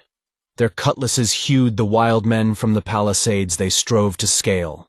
Yet again and again the men of the woods returned to the onslaught with all the stubborn ferocity that had been roused in their fierce hearts. "They are like mad dogs," gasped Zorono, hacking downward at the dark hands that grasped at the palisade points, the dark faces that snarled up at him. "If we can hold the fort until dawn, they'll lose heart," grunted Conan, splitting a feathered skull with professional precision. "They won't maintain a long siege. Look, they're falling back." The charge rolled back, and the men on the wall shook the sweat out of their eyes, counted their dead, and took a fresh grasp on the blood-slippery hilts of their swords. Like blood-hungry wolves, grudgingly driven from a cornered prey, the Picts skulked back beyond the ring of torches. Only the bodies of the slain lay before the palisade. "Have they gone?" Strom shook back his wet, tawny locks. The cutlass in his fist was notched and red. His brawny, bare arm was splashed with blood. "They're still out there." Conan nodded toward the outer darkness which ringed the circle of torches, made more intense by their light. He glimpsed movements in the shadows, glitter of eyes and the dull sheen of steel. "They've drawn off for a bit, though," he said. "Put sentries on the wall, and let the rest drink and eat. It's past midnight. We've been fighting for hours without much interval." The chiefs clambered down from the ledges, calling their men from the walls. A sentry was posted in the middle of each wall, east, west, north, and south, and a clump of men-at-arms were left at the gate. The Picts, to reach the wall, would have to charge across a wide, torchlit space, and the defenders could resume their places long before the attackers could reach the palisade. "Where's Valenzo?" demanded Conan, gnawing a huge beef bone as he stood beside the fire the men had built in the center of the compound. Pirates, buccaneers, and henchmen mingled with each other, wolfing the meat and ale the women brought them, and allowing their wounds to be bandaged. "He disappeared an hour ago," grunted Strom. "He was fighting on the wall beside me, when suddenly he stopped short and glared out into the darkness as if he saw a ghost. 'Look!' he croaked. 'The Black Devil! I see him! Out there in the night!' Well, I could swear I saw a figure moving among the shadows that was too tall for a Pict. But it was just a glimpse and it was gone. But Valenzo jumped down from the firing ledge and staggered into the manor like a man with a mortal wound. I haven't seen him since." "He probably saw a forest devil," said Conan tranquilly. "The Picts say this coast is lousy with them. What I'm more afraid of is fire arrows. The Picts are likely to start shooting them at any time." "What's that?" It sounded like a cry for help. When the lull came in the fighting, Belesa and Tina had crept to their window, from which they had been driven by the danger of flying arrows. Silently, they watched the men gather about the fire. "There are not enough men on the stockade," said Tina. In spite of her nausea at the sight of the corpses sprawled about the palisade, Belesa was forced to laugh. "Do you think you know more about wars and sieges than the freebooters?" she chided gently. "There should be more men on the walls," insisted the child, shivering. "Suppose the black man came back?" Belesa shuddered at the thought. "I am afraid," murmured Tina. "I hope Strom and Zorono are killed." "And not Conan?" asked Belesa curiously. "Conan would not harm us," said the child confidently. He lives up to his barbaric code of honor, but they are men who have lost all honor. You are wise beyond your years, Tina, said Belisa, with the vague uneasiness the precocity of the girl frequently roused in her. Look! Tina stiffened. The sentry is gone from the south wall. I saw him on the ledge a moment ago. Now he has vanished. From their window, the palisade points of the south wall were just visible over the slanting roofs of a row of huts which paralleled that wall, almost its entire length. A sort of open-topped corridor, 3 or 4 yards wide, was framed by the stockade and the back of the huts, which were built in a solid row. These huts were occupied by the serfs. Where could the sentry have gone? Whispered Tina uneasily. Belisa was watching one end of the hut row, which was not far from a side door of the manor. She could have sworn she saw a shadowy figure glide from behind the huts and disappear at the door. Was that the vanished sentry? Why had he left the wall, and why should he steal so subtly into the manor? She did not believe it was the sentry she had seen, and a nameless fear congealed her blood. "Where is the Count, Tina?" she asked. "In the great hall, my lady. He sits alone at the table, wrapped in his cloak and drinking wine, with a face grey as death. Go and tell him what we have seen. I will keep watch from this window, lest the Picts steal to the unguarded wall." Tina scampered away. Belisa heard her slippered feet pattering along the corridor, receding down the stair. Then abruptly, terribly, there rang out a scream of such poignant fear that Belisa's heart almost stopped with the shock of it. She was out of the chamber and flying down the corridor before she was aware that her limbs were in motion. She ran down the stair and halted as if turned to stone. She did not scream as Tina had screamed. She was incapable of sound or motion. She saw Tina, was aware of the reality of small hands grasping her frantically, but these were the only sane realities in a scene of black nightmare and lunacy and death, dominated by the monstrous, anthropomorphic shadow, which spread awful arms against a lurid, hell-fire glare. Out in the stockade, Strom shook his head at Conan's question. "I heard nothing." "I did!" Conan's wild instincts were roused. He was tensed, his eyes blazing. "It came from the south wall, behind those huts." Drawing his cutlass, he strode toward the palisade. From the compound, the wall on the south and the sentry posted there were not visible, being hidden behind the huts. Strom followed, impressed by the Cimmerian's manner. At the mouth of the open space between the huts and wall, Conan halted, warily. The space was dimly lighted by torches flaring at either corner of the stockade. And about midway of that natural corridor, a crumpled shape sprawled on the ground. "Brachus!"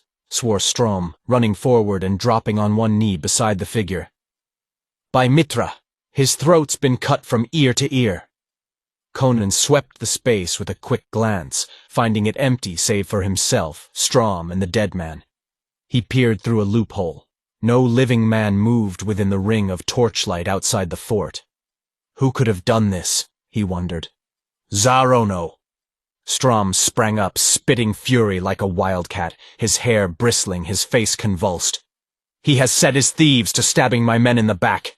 He plans to wipe me out by treachery. Devils! I am plagued within and without. Wait." Conan reached a restraining hand. "I don't believe Zarono." But the maddened pirate jerked away and rushed around the end of the hut row, breathing blasphemies. Conan ran after him, swearing. Strom made straight toward the fire by which Zarono's tall, lean form was visible as the buccaneer chief quaffed a jack of ale. His amazement was supreme when the jack was dashed violently from his hand, spattering his breastplate with foam, and he was jerked around to confront the passion-distorted face of the pirate captain.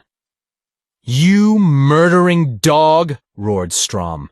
"Will you slay my men behind my back while they fight for your filthy hide as well as for mine?" Conan was hurrying toward them, and on all sides men ceased eating and drinking to stare in amazement. "What do you mean?" sputtered Zorono. "You've set your men to stabbing mine at their posts!" screamed the maddened Barakan. "You lie!" Smoldering hate burst into sudden flame. With an incoherent howl, Strom heaved up his cutlass and cut at the buccaneer's head. Zorono caught the blow on his armored left arm, and sparks flew as he staggered back, ripping out his own sword. In an instant the captains were fighting like madmen, their blades flaming and flashing in the firelight. Their crews reacted instantly and blindly. A deep roar went up as pirates and buccaneers drew their swords and fell upon each other. The men left on the walls abandoned their posts and leaped down into the stockade, blades in hand.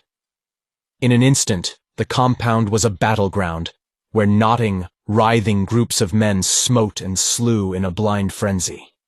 Some of the men-at-arms and serfs were drawn into the melee, and the soldiers at the gate turned and stared down in amazement, forgetting the enemy which lurked outside.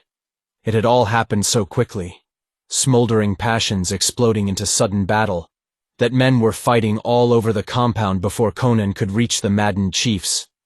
Ignoring their swords, he tore them apart with such violence that they staggered backward, and Zorono tripped and fell headlong. "You cursed fools! Will you throw away all our lives?" Strom was frothing mad, and Zorono was bawling for assistance. A buccaneer ran at Conan from behind and cut at his head. The Cimmerian half-turned and caught his arm, checking the stroke in mid-air. "Look, you fools!" he roared, pointing with his sword. Something in his tone caught the attention of the battle-crazed mob.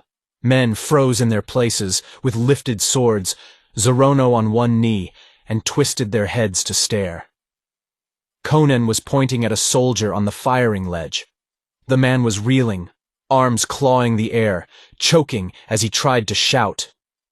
Suddenly, he pitched headlong to the ground, and all saw the black arrow standing up between his shoulders. A cry of alarm rose from the compound. On the heels of the shout came a clamor of blood-freezing screams, the shattering impact of axes on the gate. Flaming arrows arched over the wall and stuck in logs, and thin wisps of blue smoke curled upward. Then from behind the huts that ranged the south wall came swift and furtive figures racing across the compound. "The Picts are in!" roared Conan. Bedlam followed his shout. The freebooters ceased their feud. Some turned to meet the savages, some to spring to the wall. Savages were pouring from behind the huts, and they streamed over the compound. Their axes flashed against the cutlasses of the sailors. Zorono was struggling to his feet when a painted savage rushed upon him from behind and brained him with a war axe. Conan, with a clump of sailors behind him, was battling with the Picts inside the stockade, and Strom, with most of his men, was climbing up on the firing ledges, slashing at the dark figures already swarming over the wall. The Picts, who had crept up unobserved and surrounded the fort while the defenders were fighting among themselves, were attacking from all sides. Valenzo's soldiers were clustered at the gate, trying to hold it against a howling swarm of exultant demons. More and more savages streamed from behind the huts, having scaled the undefended south wall. Strom and his pirates were beaten back from the other sides of the palisade, and in an instant the compound was swarming with naked warriors. They dragged down the defenders like wolves. The battle revolved into swirling whirlpools of painted figures surging about small groups of desperate white men. Picts, sailors, and henchmen littered the earth, stamped underfoot by the heedless feet. Blood-smeared braves dived howling into huts, and the shrieks that rose from the interiors where women and children died beneath the red axes rose above the din of the battle. The men-at-arms abandoned the gate when they heard those pitiful cries, and in an instant the Picts had burst it and were pouring into the palisade at that point also. Huts began to go up in flames. "Make for the manor!" roared Conan, and a dozen men surged in behind him as he hewed an inexorable way through the snarling pack. Strom was at his side, wielding his red cutlass like a flail. "We can't hold the manor," grunted the pirate. "Why not?" Conan was too busy with his crimson work to spare a glance. "Because, A knife in a dark hand sank deep in the Barachan's back. "Devil eat you, bastard!" Strom turned staggeringly and split the savage's head to his teeth. The pirate reeled and fell to his knees, blood starting from his lips. "The manor's burning!" he croaked, and slumped over in the dust. Conan cast a swift look about him. The men who had followed him were all down in their blood. The Pict, gasping out his life under the Cimmerian's feet, was the last of the group which had barred his way. All about him battle was swirling and surging, but for the moment he stood alone. He was not far from the south wall. A few strides, and he could leap to the ledge, swing over and be gone through the night. But he remembered the helpless girls in the manor, from which, now, smoke was rolling in billowing masses. He ran toward the manor.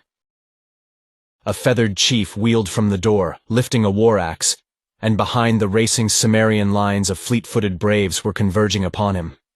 He did not check his stride.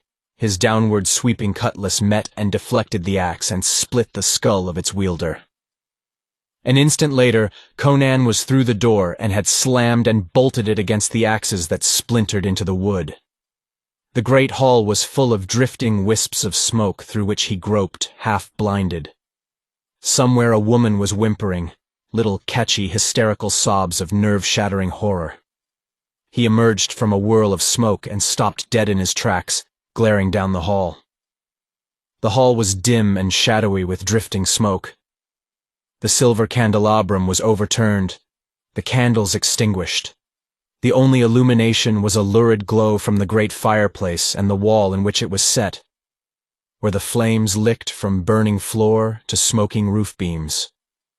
And limned against that lurid glare, Conan saw a human form swinging slowly at the end of a rope. The dead face turned toward him as the body swung, and it was distorted beyond recognition. But Conan knew it was Count Valenzo, hanged to his own roof beam. But there was something else in the hall. Conan saw it through the drifting smoke. A monstrous black figure, outlined against the hellfire glare. That outline was vaguely human, but the shadow thrown on the burning wall was not human at all. "Crom," muttered Conan, aghast, paralyzed by the realization that he was confronted with a being against which his sword was helpless. He saw Belesa and Tina, clutched in each other's arms, crouching at the bottom of the stair. The black monster reared up, looming gigantic against the flame, great arms spread wide. A dim face leered through the drifting smoke, semi-human, demonic, altogether terrible. Conan glimpsed the close-set horns, the gaping mouth, the peaked ears. It was lumbering toward him through the smoke, and an old memory woke with desperation. Near the Cimmerian stood a massive silver bench, ornately carven, once part of the splendor of Corzetta Castle. Conan grasped it, heaved it high above his head. "Silver and fire!" he roared in a voice like a clap of wind, and hurled the bench with all the power of his iron muscles. Full on the great black breast it crashed, 100 pounds of silver winged with terrific velocity. Not even the Black One could stand before such a missile. He was carried off his feet, hurtled backward headlong into the open fireplace, which was a roaring mouth of flame. A horrible scream shook the hall, the cry of an unearthly thing gripped suddenly by earthly death. The mantel cracked, and stones fell from the great chimney, half hiding the black writhing limbs at which the flames were eating in elemental fury. Burning beams crashed down from the roof, and thundered on the stones, and the whole heap was enveloped by a roaring burst of fire. Flames were racing down the stair when Conan reached it. He caught up the fainting child under one arm and dragged Belesa to her feet. Through the crackle and snap of the fire sounded the splintering of the door under the war axes. He glared about, sighted a door opposite the stair landing, and hurried through it, carrying Tina and half-dragging Belesa, who seemed dazed. As they came into the chamber beyond, a reverberation behind them announced that the roof was falling in the hall. Through a strangling wall of smoke, Conan saw an open outer door on the other side of the chamber. As he lugged his charges through it, he saw it sagged on broken hinges, lock and bolts snapped and splintered as if by some terrific force. "The black man came in by this door," Belisa sobbed hysterically. "I saw him, but I did not know." They emerged into the fire-lit compound, a few feet from the hut row that lined the south wall. A Pict was skulking toward the door, eyes red in the firelight, axe lifted. Turning the girl on his arm away from the blow, Conan drove his cutlass through the savage's breast, and then, sweeping Belisa off her feet, ran toward the south wall, carrying both girls. The compound was full of billowing smoke clouds that hid half the red work going on there, but the fugitives had been seen. Naked figures, black against the dull glare, pranced out of the smoke, brandishing gleaming axes. They were still yards behind him when Conan ducked into the spaces between the huts and the wall. At the other end of the corridor, he saw other howling shapes, running to cut him off. Halting short, he tossed Belisa bodily to the firing ledge and leaped after her. Swinging her over the palisade, he dropped her into the sand outside and dropped Tina after her. A thrown axe crashed into a log by his shoulder, and then he too was over the wall and gathering up his dazed and helpless charges. When the Picts reached the wall, the space before the palisade was empty of all except the dead. Chapter 8. A Pirate Returns to the Sea. Dawn was tinging the dim waters with an old rose hue. Far out across the tinted waters a fleck of white grew out of the mist, a sail that seemed to hang suspended in the pearly sky. On a bushy headland, Conan the Cimmerian held a ragged cloak over a fire of green wood. As he manipulated the cloak, puffs of smoke rose upward, quivered against the dawn and vanished. Belisa crouched near him, one arm about Tina. "Do you think they'll see it and understand?" "They'll see it right enough," he assured her. "They've been hanging off and on this coast all night, hoping to sight some survivors. They're scared stiff. There's only half a dozen of them, and not one can navigate well enough to sail from here to the Barachan Isles. They'll understand my signals. It's the pirate code. I'm telling them that the captains are dead and all the sailors, and for them to come inshore and take us aboard. They know I can navigate, and they'll be glad to ship under me. They'll have to. I'm the only captain left."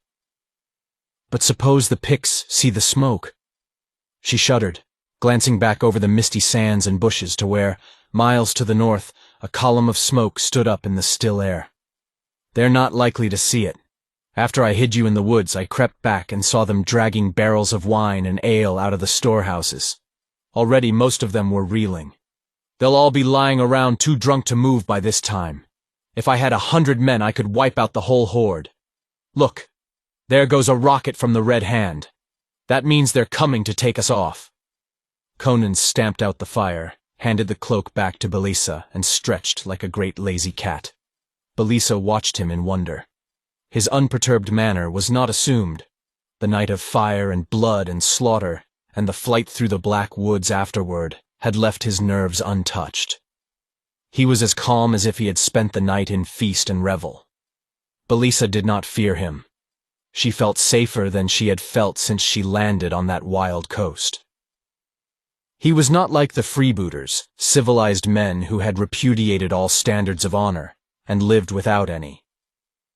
Conan, on the other hand, lived according to the code of his people, which was barbaric and bloody, but at least upheld its own peculiar standards of honor. "Do you think he is dead?" she asked, with seeming irrelevancy. He did not ask her to whom she referred. "I believe so. Silver and fire are both deadly to evil spirits, and he got a belly full of both." Neither spoke of that subject again. Belisa's mind shrank from the task of conjuring up the scene when a black figure skulked into the great hall, and a long-delayed vengeance was horribly consummated. "What will you do when you get back to Zingara?" Conan asked. She shook her head helplessly. "I do not know. I have neither money nor friends. I am not trained to earn my living. Perhaps it would have been better had one of those arrows struck my heart. "Do not say that, my lady," begged Tina. "I will work for us both." Conan drew a small leather bag from inside his girdle. "I didn't get Tothmekri's jewels," he rumbled. "But here are some baubles I found in the chest where I got the clothes I'm wearing." He spilled a handful of flaming rubies into his palm. "They're worth a fortune, themselves." He dumped them back into the bag and handed it to her. "But I can't take these," she began. "Of course you'll take them. I might as well leave you for the Picts to scalp as to take you back to Zingara to starve," said he. "I know what it is to be penniless in a Hyborian land.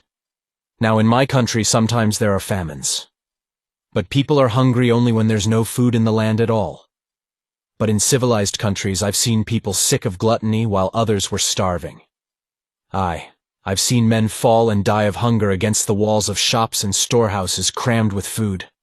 Sometimes I was hungry too, but then I took what I wanted at sword's point. But you can't do that. So you take these rubies.